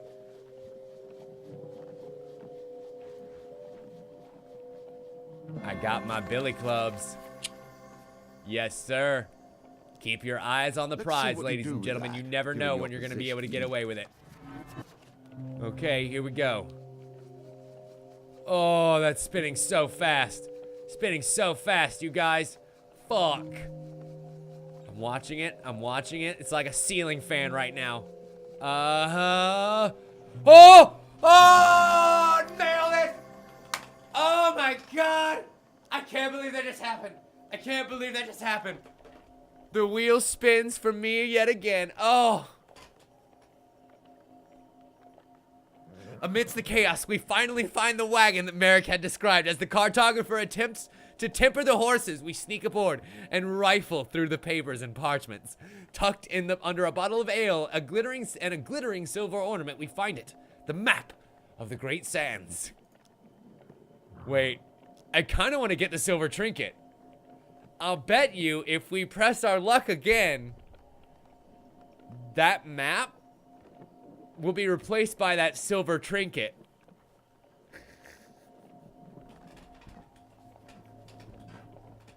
Toblerone. Toblerone.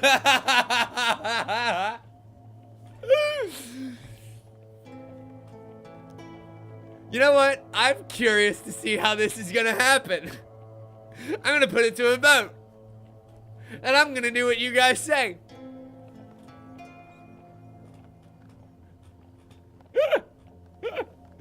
Oh, it is to laugh. It is to laugh at our own predicament. Oh, that's funny. That's so funny. But I gotta know. But I gotta know, Toblerone. I gotta know whether it's gonna replace it with a platinum card, because Jesus Christ, I need that platinum card.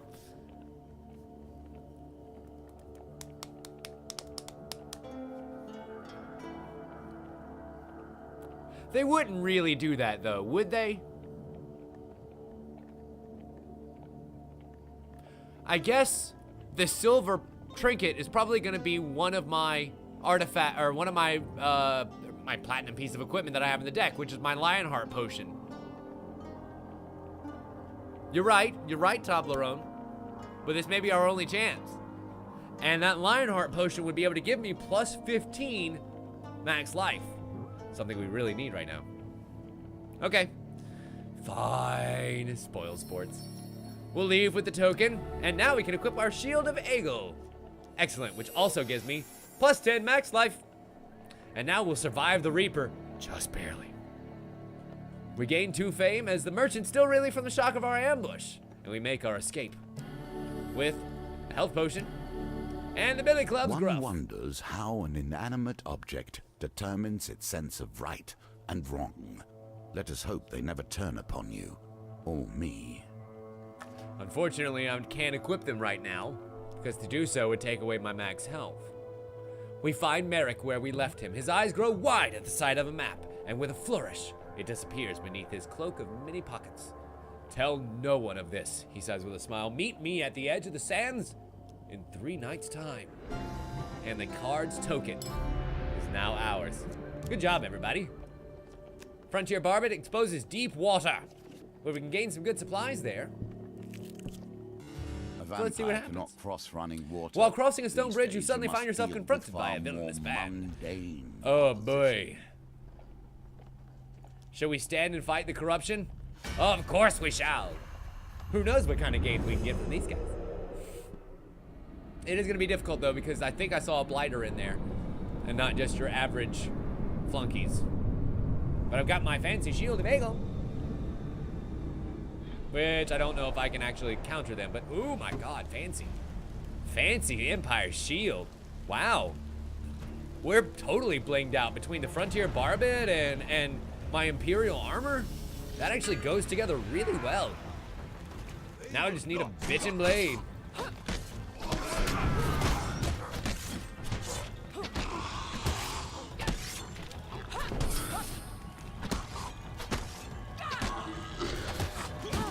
Okay.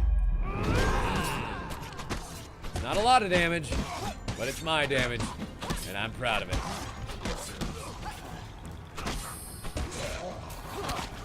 Damn it. Colbjorn. Wow. See her just cleave through 3/4 of the pack? That is awesome. I wonder how much damage it actually does. Probably not a whole lot. I imagine it's mostly useful just for its stun, right?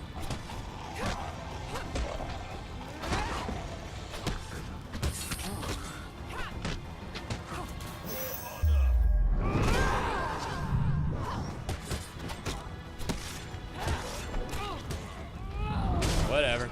Still gonna get the finisher.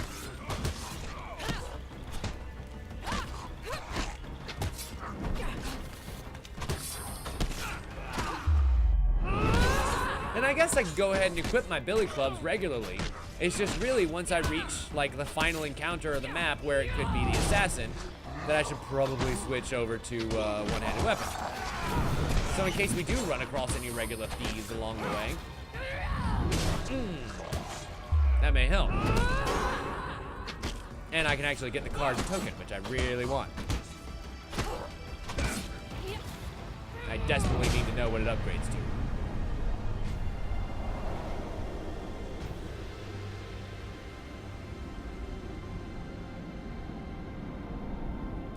I don't know, Noble. That's a good question. I've never actually dipped back below max health and then re-equipped to go back up again. Ooh, Empire's Burden. There's that, and unfortunately I don't have the quest to be able to take advantage of it. Unfortunately, because I have Colbjorn in my deck. Good job, Tim. Oh well, the tavern for the night. We return to the Flailing Dragon. Let's listen to some of the rumors. Something about I hear the how the Reaper's game been is seen, one crafted, lad exclaims, drawing and how attention to the the other rules patrons. abide. His arrow Perhaps is deadly. something about It never sleeping misses and gently pierces while armor deadly and shield, so assassins they are say. on your tail too. The crowd seems unsettled, speaking in hushed voices with darted glances. I pity the one the Reaper stalks now. Their days are numbered. All right. Good night, sweet prince. We shall surely die in the morning. Target maybe? These tokens represent the Spider expansion trap. of the game. More options, more This is cards, more opportunities. Looking to avoid trouble with a local gang of thieves who duck into it. No, wait, it's not new. We have run into this one before. Shit.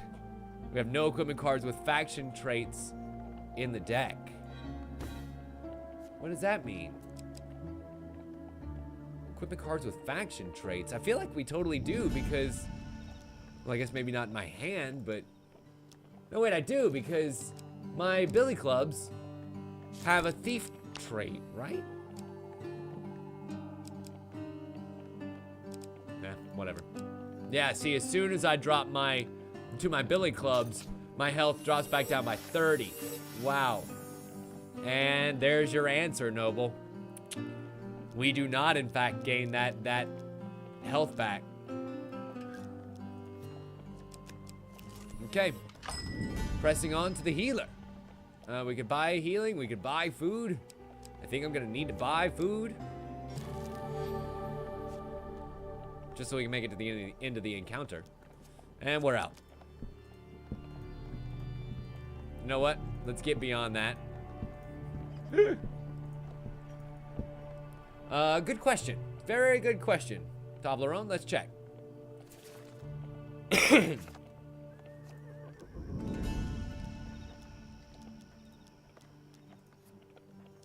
Light of Truth, which would give us gold every time we finish Thieves. And then the Ring of Defense, which just increases our defense, which might be useful once our health is super low. I'm wondering, that gives me 12, which would give me 40 gold? I think that's enough. Let's go ahead and sell the Empire's Burden. Yeah. 39, whatever. Still more than enough for the Ring of Defense. Cool. That'll work. Watch, the next place we're able to actually buy something, you know what it gives me? Ooh! Hello! Plus 10 max life. Time to game the system a little bit. Beautiful. Now we're up to 145. Oh, we gotta get up to 170. Sorry, Toblerone. I went a little quick there. But you can still re-vote and it'll change. And I'll actually wait.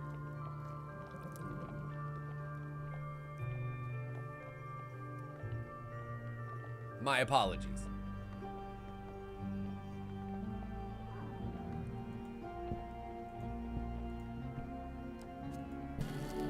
Food gains. Good. No health. Okay, let's hold off on that for the moment. Oh, farts. There's our temple prayers, and I spent too much money, so now I don't have 6 gold to be able to make a donation to the temple, and we must decline a blessing. Fart factories. And of course, here's the regular general store where we can buy all the other pieces of equipment that I don't need. The Empire's Burden that I literally just sold back. Gambler's Jewel, don't need it. Ooh. Well, I don't have any blessings or any curses, so I don't think it'll work because I don't have any blessings because I didn't have any money. Ha! This is not going my way, you guys. Ooh, wait, what? Whoa, that changed.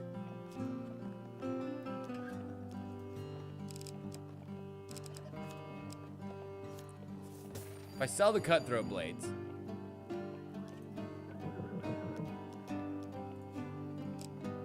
Lionheart is 40. I don't know how I'm gonna be able to make that much. Like, even if I sell my billy clubs and my Ring of Defense, that's still not gonna be 40 gold. That's gonna be 37. Yeah. I would have to sell the Frontier Barbet too. Fuck. Let's wait. Let's wait. It may come around again. Oop, there's the maiden. Excellent. We can ask her for a much longer life. She gives us, oh! Oh! All the way up to 170. Cha-ching! So there's our goal reached, ladies and gentlemen. We did it. We did it! Yay! I ain't giving you shit. I ain't giving you shit, and I'm gonna switch over to my billy clubs, which I know reduces my life, and I'm gonna have to switch that back. Please don't let me forget to do that. And here we go. Hopefully, I need to get some finishers on these guys. Like, that's gonna be the key thing here.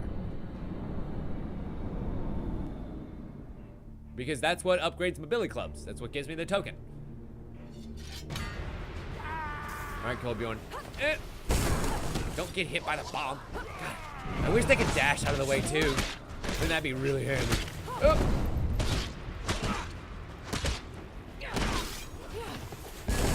That extra damage to stun thieves is just fan-fucking-tastic. Brutal. Finish him. Excellent. That's 1 down. 14 to go.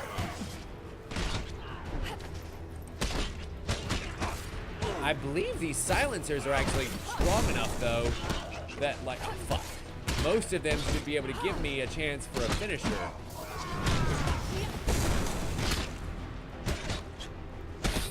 Where's that thing? God, they're so vicious every time. Every time. It just looks like it hurts so bad. Nope. Okay, so at least I got 2. I got 2. 2 is better than 0. Oh, fuck.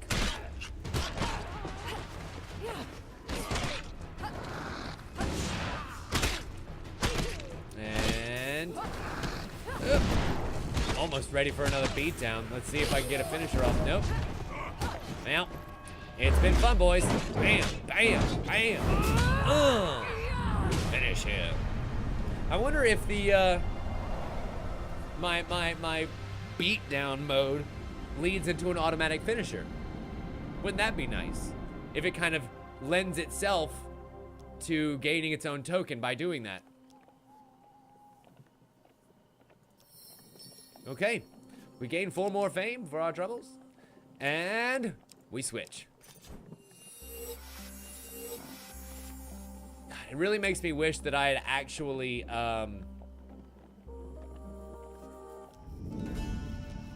brought a better sword. Unfortunately, the only weapon that I brought was the billy clubs, sadly. Hi, Jason. Welcome. Glad you could join us. 60 gold to purchase that shit from here. 60 gold. And I really needed to demand the spoils from those thieves because I needed the gold. My magnanimousness will be my undoing. Okay, we break camp.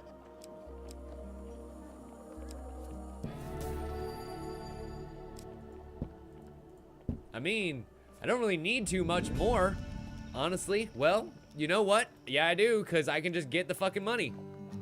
You're right. You're absolutely 100% right. Let's cheat it. I can give a damn. Can I go back to the store? Nope. Can't go back to the general store, unfortunately. That sucks. So, ladies and gentlemen, help your Grandmaster get as much money as possible. I need 60 gold to be able to buy that shit from the campground store. Good news is I'm gonna get more than enough food. And last step. Ah, there's 10 more. 2, 2, 2. I feel like we're just playing a game of Foursquare here. And we're up to 49. That will heal me.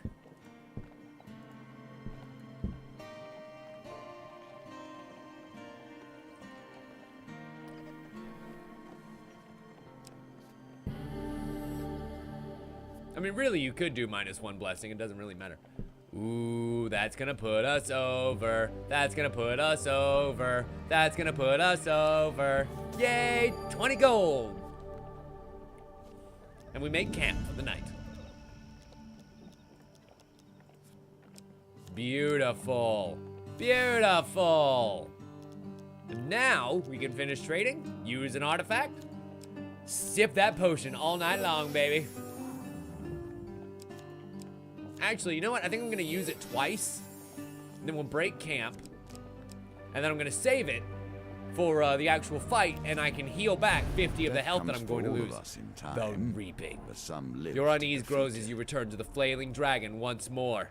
Every shadow and bush seems like it may conceal your hunter. The innkeeper looks up as you enter. Ah, my favorite adventurer. Still alive, I see. He goes on to relate the worrying news that his tavern may have come to the Reaper's attention. My sources say he will arrive here sometime tomorrow. It seems your destiny is at hand, warrior. So does tomorrow mean the next? Nope. You hear no sound as it strikes you. No sound, no warning, not even a hint that the Reaper has appeared behind you. You stagger to your knees and the enchanted shaft of the Reaper's famous magical arrow protrudes from your side. As you recover from the force of the magic arrows, your assailant appears approaching cautiously. The assassin of greed. You possess strong magic indeed. To shrug off my arrow as would an ogre or a golem, he remarks as you remove the shaft and inspect it. You hear a familiar chant of the innkeeper as magic fills your veins, returning your vigor in a rush. Fine, the blade it is then. The Reaper readies the blade to finish you off. Oh, wait a minute. Wait a goddamn second. I completed the mission already. Look at this. Look at this. We survived and surprised. So can I now switch back to my billy clubs, which are going to be much more effective at fighting him, and still get the gold? I think I can. I think I can. That's called gaming the system. That's called gaming the system.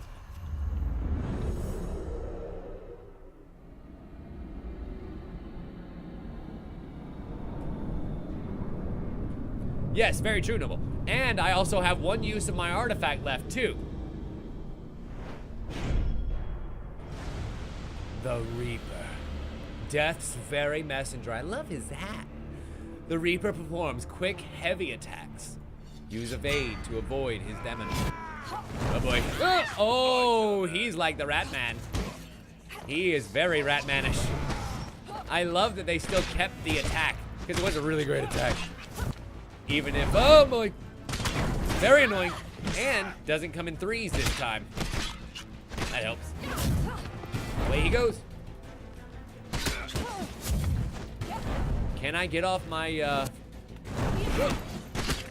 maneuver against him? Oh crap, there's the 3. We gotta be wary on that. He's gonna keep using the blinks a couple of times. Blink 1, wait for it. Blink 2, wait for it. Blink 3, is it gonna be 4? Nope, no 4.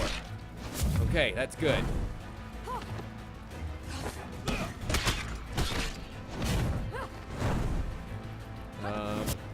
Okay, here we go. Blink 1, blink 2, blink 3, no blink 4. That will be your downfall. Bam, bam, knockout. Finish him. Yes! Does that make 2 missions that we've taken out tonight? I'm so goddamn happy right now. The Reaper lies dead at your feet, but searching his body reveals few clues as to who sent him. You return to the inn to recover from your deal and plan your next move.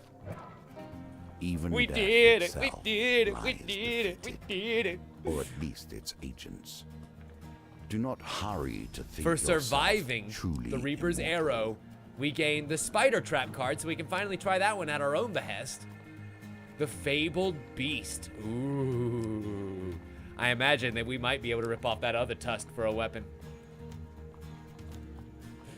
Interception and the general store. Huh. Finally being able to put a store in our regular deck. The Harvest Blade. Ooh, that looks awesome. The Broad Shield and the Tiger's Eye. For surviving the Reaper's Arrow. We still haven't gotten to the gold stuff. With lots of life to spare. Oh, fuck off.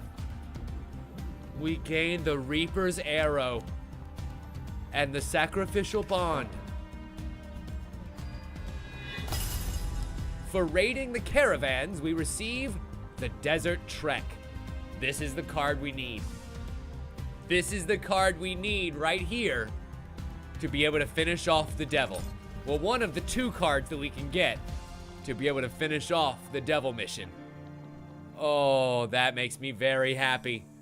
And you know what? It's nice and full again. It kind of bothered me that we had skipped over and I had holes here in the Hangman and Death, and I had Temperance done for a long time and the Not Strength, but we got the wheel, and so I'm really glad that it's all full again, and my OCD self is just so happy right now.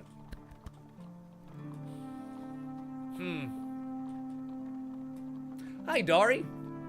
Welcome. Glad you could join us. Okay. I think we're gonna go one more.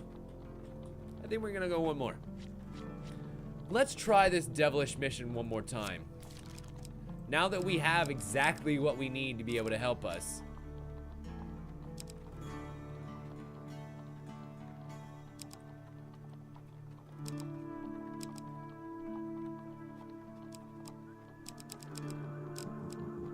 You know what? Sorry, helpful priest. I'm gonna take St. Talia's Day to find out what that fucking does.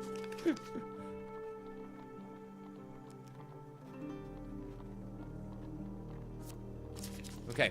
I definitely need that ring of concentration, and then shuffle less on the Imperial armor. I have better shields now. Oh, that harvest blade looks so cool. Doesn't it? Broad shield? It looks like a piece of corruption, doesn't it? The golden shield is ornamental and is only used for selling. The shield of Egil, of course, gives us max life.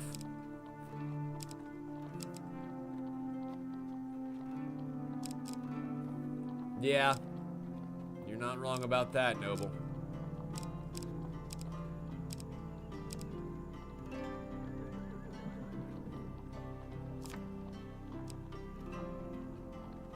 I mean, we got to, right? Maybe, just maybe, it'll let us kill the devil without even trying. Okay. Here we go.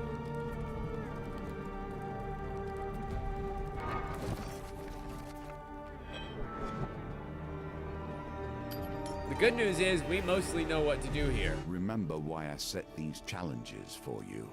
In order Our to friend test Eridan lies but more stricken importantly, in order to by expand illness. you, It's as if her very soul make was you poisoned, better than you and we are. must rescue her. But however shall we do that? Oh, by introducing ourselves to the High Priestess.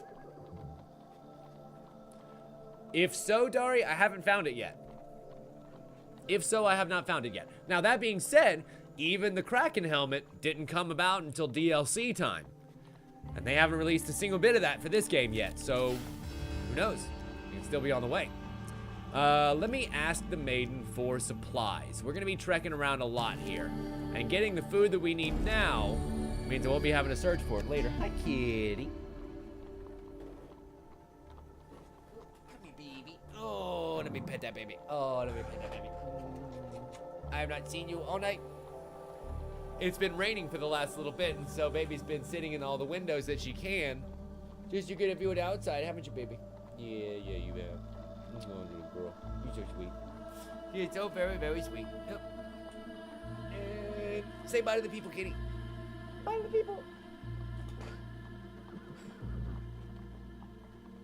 Good girl. Okay, let us continue. Well, you were walking past a black, plain-looking carriage when the door suddenly opens and the huge hands lift us inside and say, Lord Apollyon requests your presence.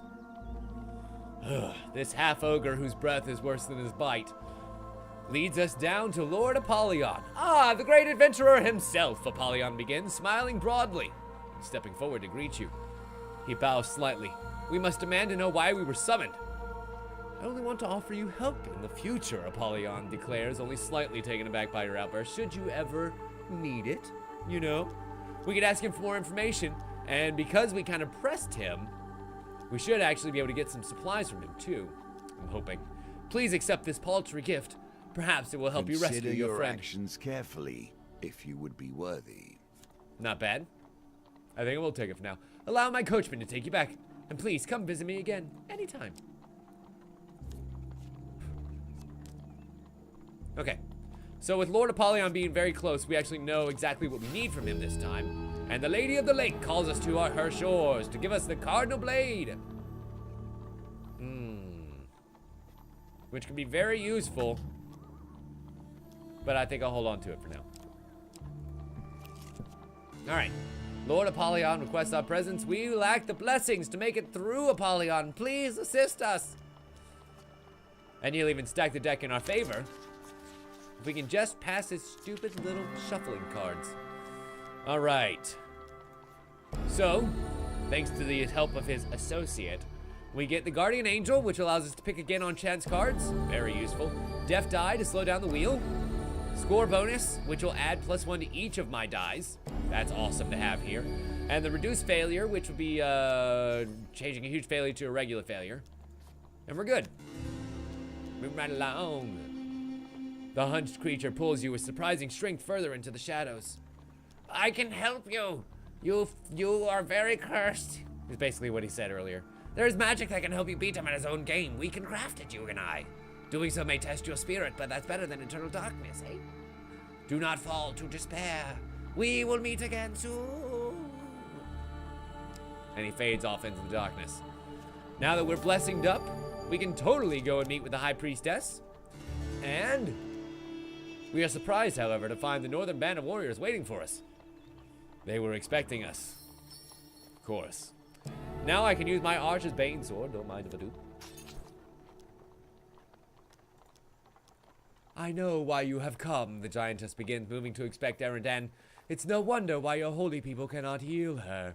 This is no minor curse or spell from a magician. But she'll need our help. And in requesting, I think she's going to need blessings from us, right? Or does that come later? Malaclips told me he was going to the village of Rumstock to investigate the rumor of a magical artifact, Erendan explains when she finally comes to. So now we must rescue Malaclips from the shadow over Rumstock. It seems that every traveler coming from that direction has heard of a terrible ritualistic murders being performed in the woods nearby. Oh right, sacrificing of blessings is what we do to gain the potion from the old guy, I remember now. So now they're burning Malaclips at the stake as a witch. Oh no, we know him to be better than a witch. He's a wife. But he's not sure if he wants to be that anymore. And by just reaching the end, it reveals all, which is good news here, because we can approach the village to determine that we need, what? A lot of fame, right? Yep, 40 fame to be able to actually influence them. You know what? Let's roll them bones. Because I feel like as low as they've been rolling for me, we might still be able to get some gold out of this. Dim bones, dim bones, dim. Low bones. I can re-roll that one. Dim bones, dim bones, dim. Low bones. Dim bones, dim bones, dim. Low bones. This time we must roll low. Sweet. At least we got some supply for it too. Kucha. Perfect. Divine Providence is still gonna make us... Wait, can I just not... Oh man, I must choose a dice to re-roll. It won't let me not. Okay, sweet. So we failed by more than we succeeded last time, which means we only collected 29 deceased. And our reward? 29 gold. Hot damn. The gray traveler meets us with a pair of yellow eyes, suddenly familiar to us. You have glimpsed your doom, I take it. The curse is in the cards, you know. He limps from the shadows to sit next to you, although somehow the fire fails to illuminate his form at all. The spell will be your salvation, and it will require several unique ingredients. The first task will be to harvest the horn of a diabolical creature. Strike quickly, though, or it may escape, and you will spend countless lifetimes regretting it. He summons it, and we must strike quickly to remove its horn, because we can't just talk to it. There's no way that we're going to get it otherwise. We got the first ingredient. Beautiful. General store's open to us. Hey, the good news is we got so much money that I'm thinking we can buy both of these. Thank you. And the Mask of Holy Fortunes, which will avoid failure for us as well. It's gonna be very helpful since Apollyon's gonna be doing a ton of card checks. He has a solution. We play his devilish game one more time to gain enough fame to be able to convince the people. Erendan offers to help. Yeah, let's accept her help here. And we can duplicate the success card, which suddenly makes it 5 on... Fuck. 2. And even though the odds are in our favor, I didn't really see where it went. My eyes kind of crossed there for a second when suddenly there was a center card. Like, I'm not used to there being a center card for them all to move to. I kind of screwed myself, didn't I? And Noble wasn't looking either. There's a 2 out of 3 chance.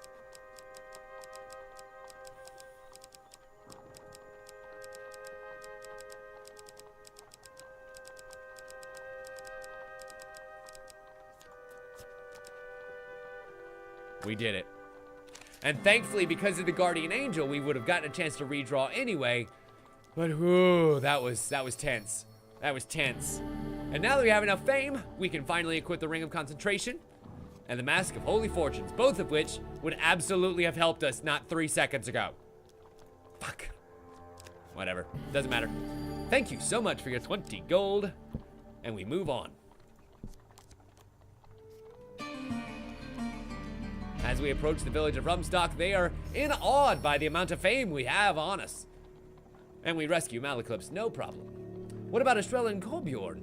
He asks as we begin our journey towards the capital. We find that Kolbjorn is going to be rescued for a kingdom's ransom. 150 gold, that is. So we have to find Apollyon again. Beg the bank. This time we actually want to roll high. And of course I fucked it, but blessings around. Sunshine appears through a break in the clouds to bathe you in a radiant glow as we gain 15 max life and 15 max life. Beautiful. The gray traveler approaches again. He appears to be completely dry when he stops before you. Mortals often contemplate their doomed existence in the light of the setting sun, but yours is more doomed than most. We should make progress on your next spell.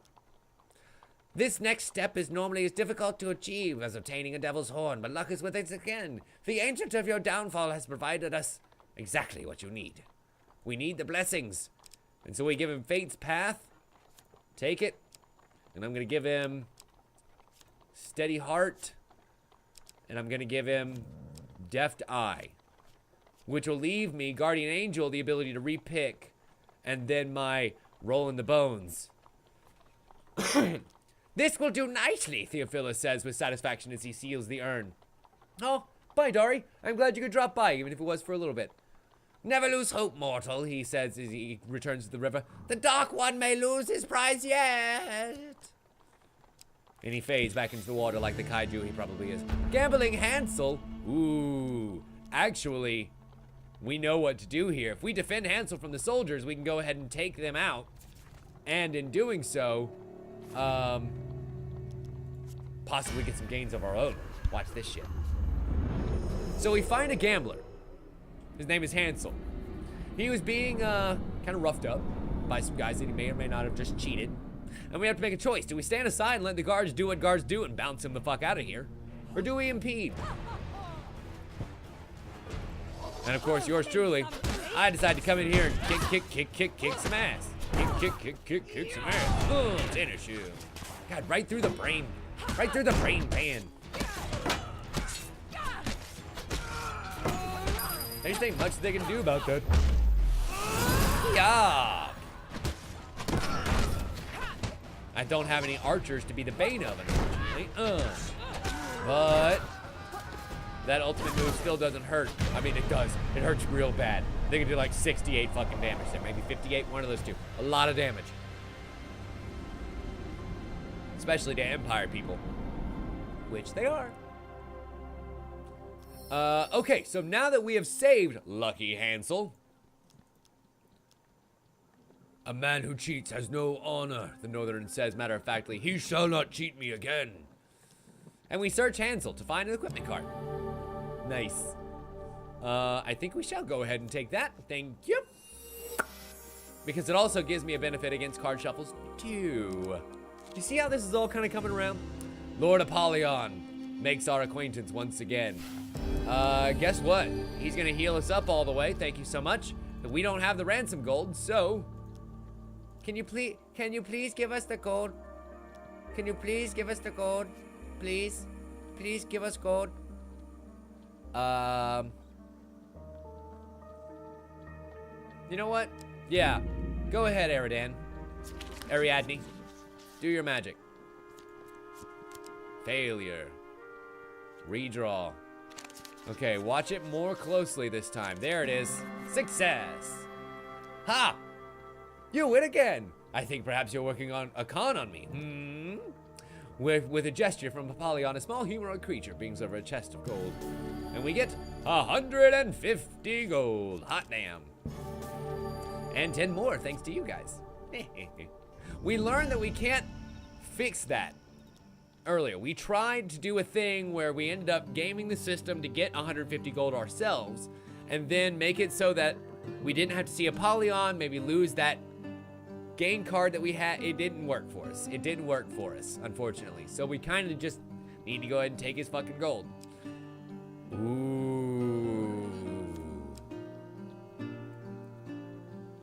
Inflict 200 damage to a living enemy when activated. Ignores armor. And deals 25% more damage to a brimstone enemy. Yes, please. A tool of the greatest of assassins, and now in your hands. Oh, dealer, you just sent shivers down my spine. Yeah, you can, Noble. But, correct me if I'm wrong, I'm pretty sure we'll only have one chance to use it. Estrella wasn't with me when I was taken. Estrella wasn't with me when I was taken. I don't know what fate has befallen her. Kolbjorn says as we finally rescue him from his ransom holders. The Herald enters the marketplace and announces that Captain Estrella Fior, traitor to the Empire, has been captured. She has been sentenced to death by the Emperor herself, the Herald continues. Let her fate be an example to all who consider defying his will. And you're absolutely right, Toblerone, it hasn't yet. It won't work, interrupts a commoner. More executions he hands out, the more the people will rebel. The Emperor is cracking down on the lawlessness running rampant in this city, the Herald responds, and you sound like a rebel yourself.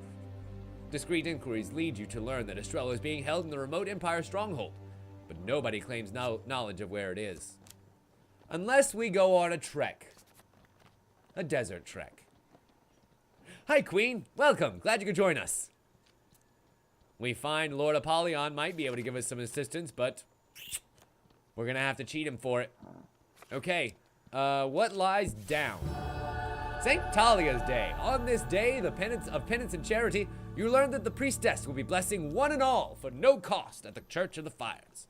You will find the flustered priestess at the church dealing with a huge crowd of peasants and nobles alike. You join the line. Elbows are thrown and harsh words are exchanged, but you finally make it to the front. Ooh. Pick two. I haven't got all day. Quick, pick two. I think.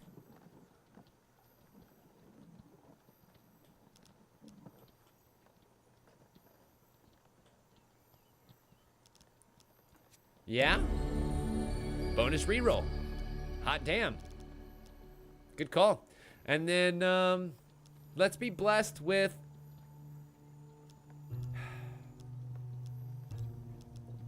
Annie. Allies return. Revive your fuck. That's useless. Oh well. Next, the priestess shouts. A baby is thrust in her face and somebody impatiently pulls you from the line. Everything is easier desert with a map trek. that you can trust. Of course, Perfect timing. That's the core Merrick of the relaxes question, back. isn't it? One of the two camels resting under a groove of palms. A dry heat blows from the west. Climb aboard and lead the way, he says, tossing you the map. Sorry sorry for taking it before, but you can't really be too trusting of people these days. The treasure map. This card cannot be discarded. You take a moment to consult the map you discovered while raiding the caravans. It traces the merchant routes that crisscross the desert lands, skirting the nation. Whoa!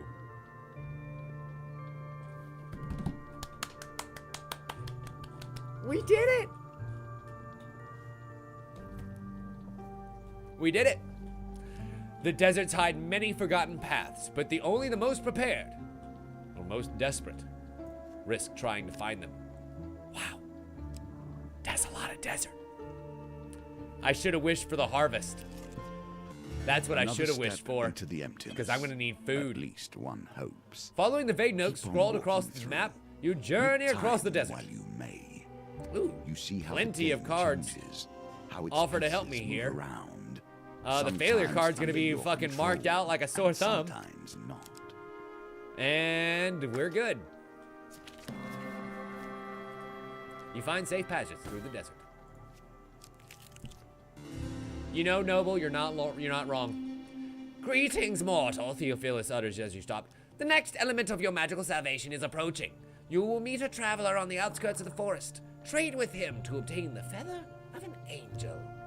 Do not reveal what you would have for it. I wish you good luck. And we find him. Let us trade for the angel feather. We begin the negotiations. How lucky can we be? No, Ariadne, we're good. Go for it, babe. Go for it, babe. Nailed it. And thanks to the magic of the guardian angel, we're even better. You managed to convince the dwarf that the feather is probably a fake, worth little more than a few beads, and torn in half, and a torn piece of the map we have in our pack.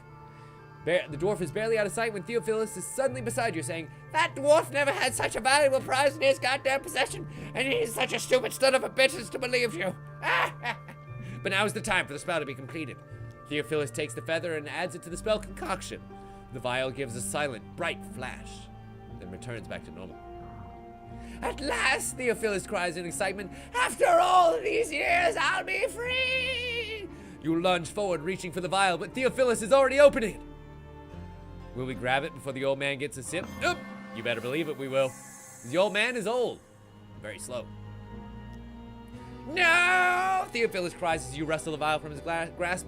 Please, mortal, you don't understand. This is my only chance for freedom. I was like you once, full of purpose and inflated sense of destiny, Theophilus once says bitterly. I dared to stake my soul on a card game. I've been enslaved since before the Empire formed, before even the Dragon Slayers waged their war. I've seen and done things that would drive you to madness. Without that vial, I shall suffer countless lifetimes more. And we give it to him. Willingly. I do not know your every deed and exploit, hero, but I do know that this is the greatest mercy you will ever perform. Theophilus drinks the contents of the vial. I now have one last game to play, that I may win my freedom, he says as he fades away. Beautiful. So, how are we gonna we gotta how we will gotta you rescue our fare with allies. the desolation you've That is true. uncovered? But how we gonna... Oh, fuck me. I was not watching. Nope. Redraw. Whoop. Whoop. I think number 3 might be a good one. I'm not sure. You know, Dan, I feel like the opinion that I've seen has been about 50-50, but that's pretty much all I'm gonna say.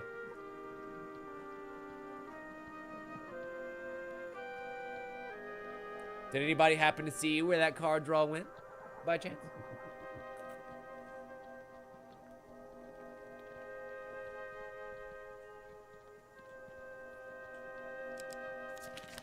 Nope. None of us were right. Not a goddamn one of us were right. We got lost, but find our way again after only a day. Coming back across more desert crossings. Have their own way of focusing the mind. Huh.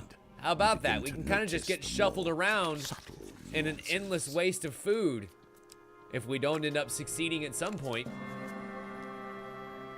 A passing sandstone reveals the entrance to a mysterious cave in the distance. Nicely done. Hot damn. So not, oh man, I'm really glad that it didn't take away all the desert cards. That would have been really bad. Okay, we made it. So let's succeed here, hopefully. Please. Yep. And success? Yes! Oh, another one. Interesting. Anyway, Can you hope Imperial to resolve Justice. things now? You are spotted as you approach a remote but well-guarded Empire fort. And this is for the tokens. by the way. You'll notice. A call to arms rises from the walls as twin ballistas stall your advance. Ouch. By 50% life, Imperial soldiers block the path ahead.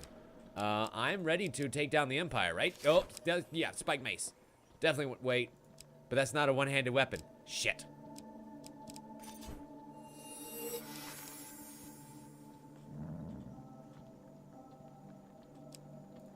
And I don't have a better shield, of course. Well, I guess I might as well go with Archer's Bane if I'm gonna go with anything, because it deals 125% damage to Empire people and ignores their defense. So that's good. Okay, let's do it. Oh boy.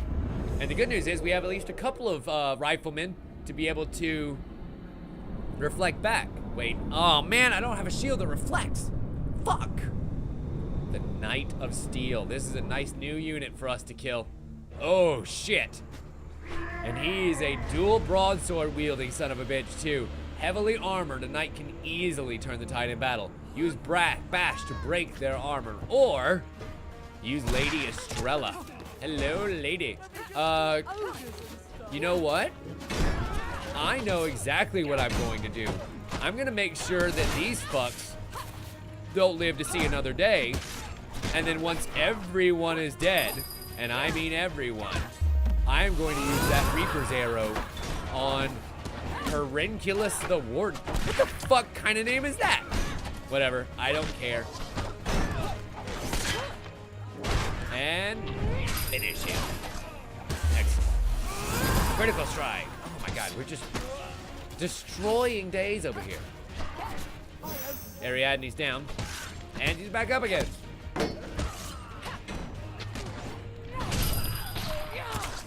Ow. Shot in the back.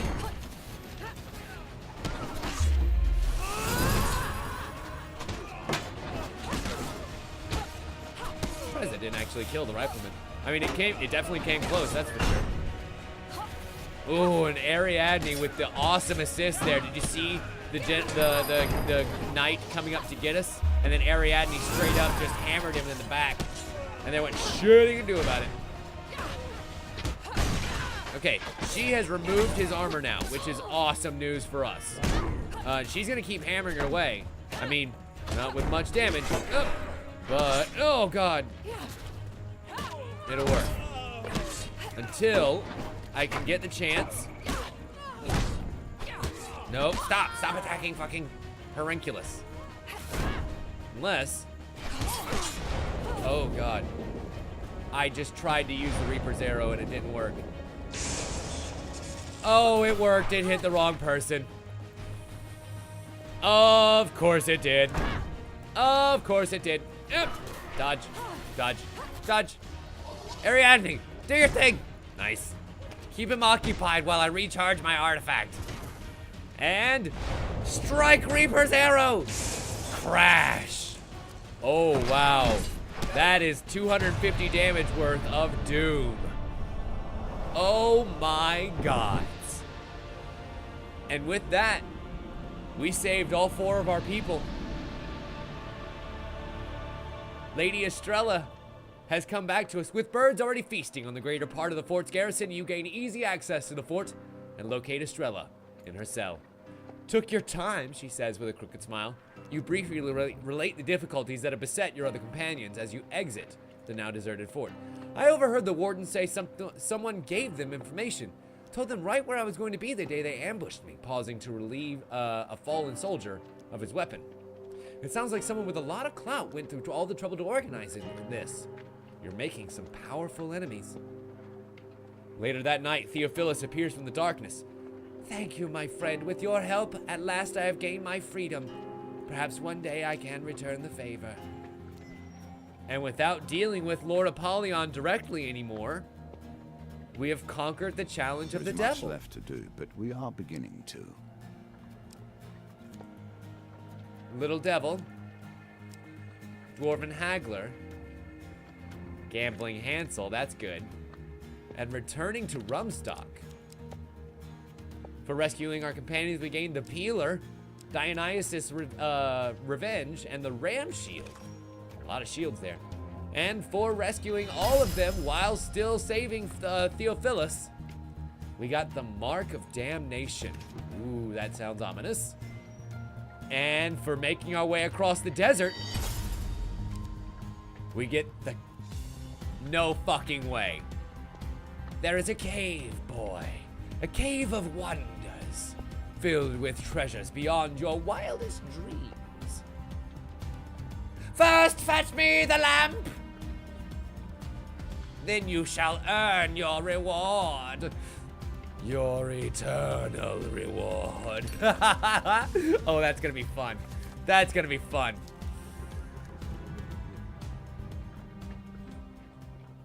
All right. We conquered the trial of the devil. That makes me so happy. So, excuse me, ladies and gentlemen. Sorry. I think that's gonna be us done for Hand of Fate for the evening. That makes me so happy. We were able to conquer 3 whole challenges this evening, ladies and gentlemen. It did not reveal any new ones to us, but we got the tower, we have the star, and we have the moon now available to us. And those are ones that we're going to catch next Saturday. Oh, wait, not next Saturday. Shit, we'll be out of town. Man. I did, didn't I, Noah? We went 3 for 3 tonight. Now, that being said, to be fair, the devil is one you can't not get the gold on. Like, you have to be able to, maybe?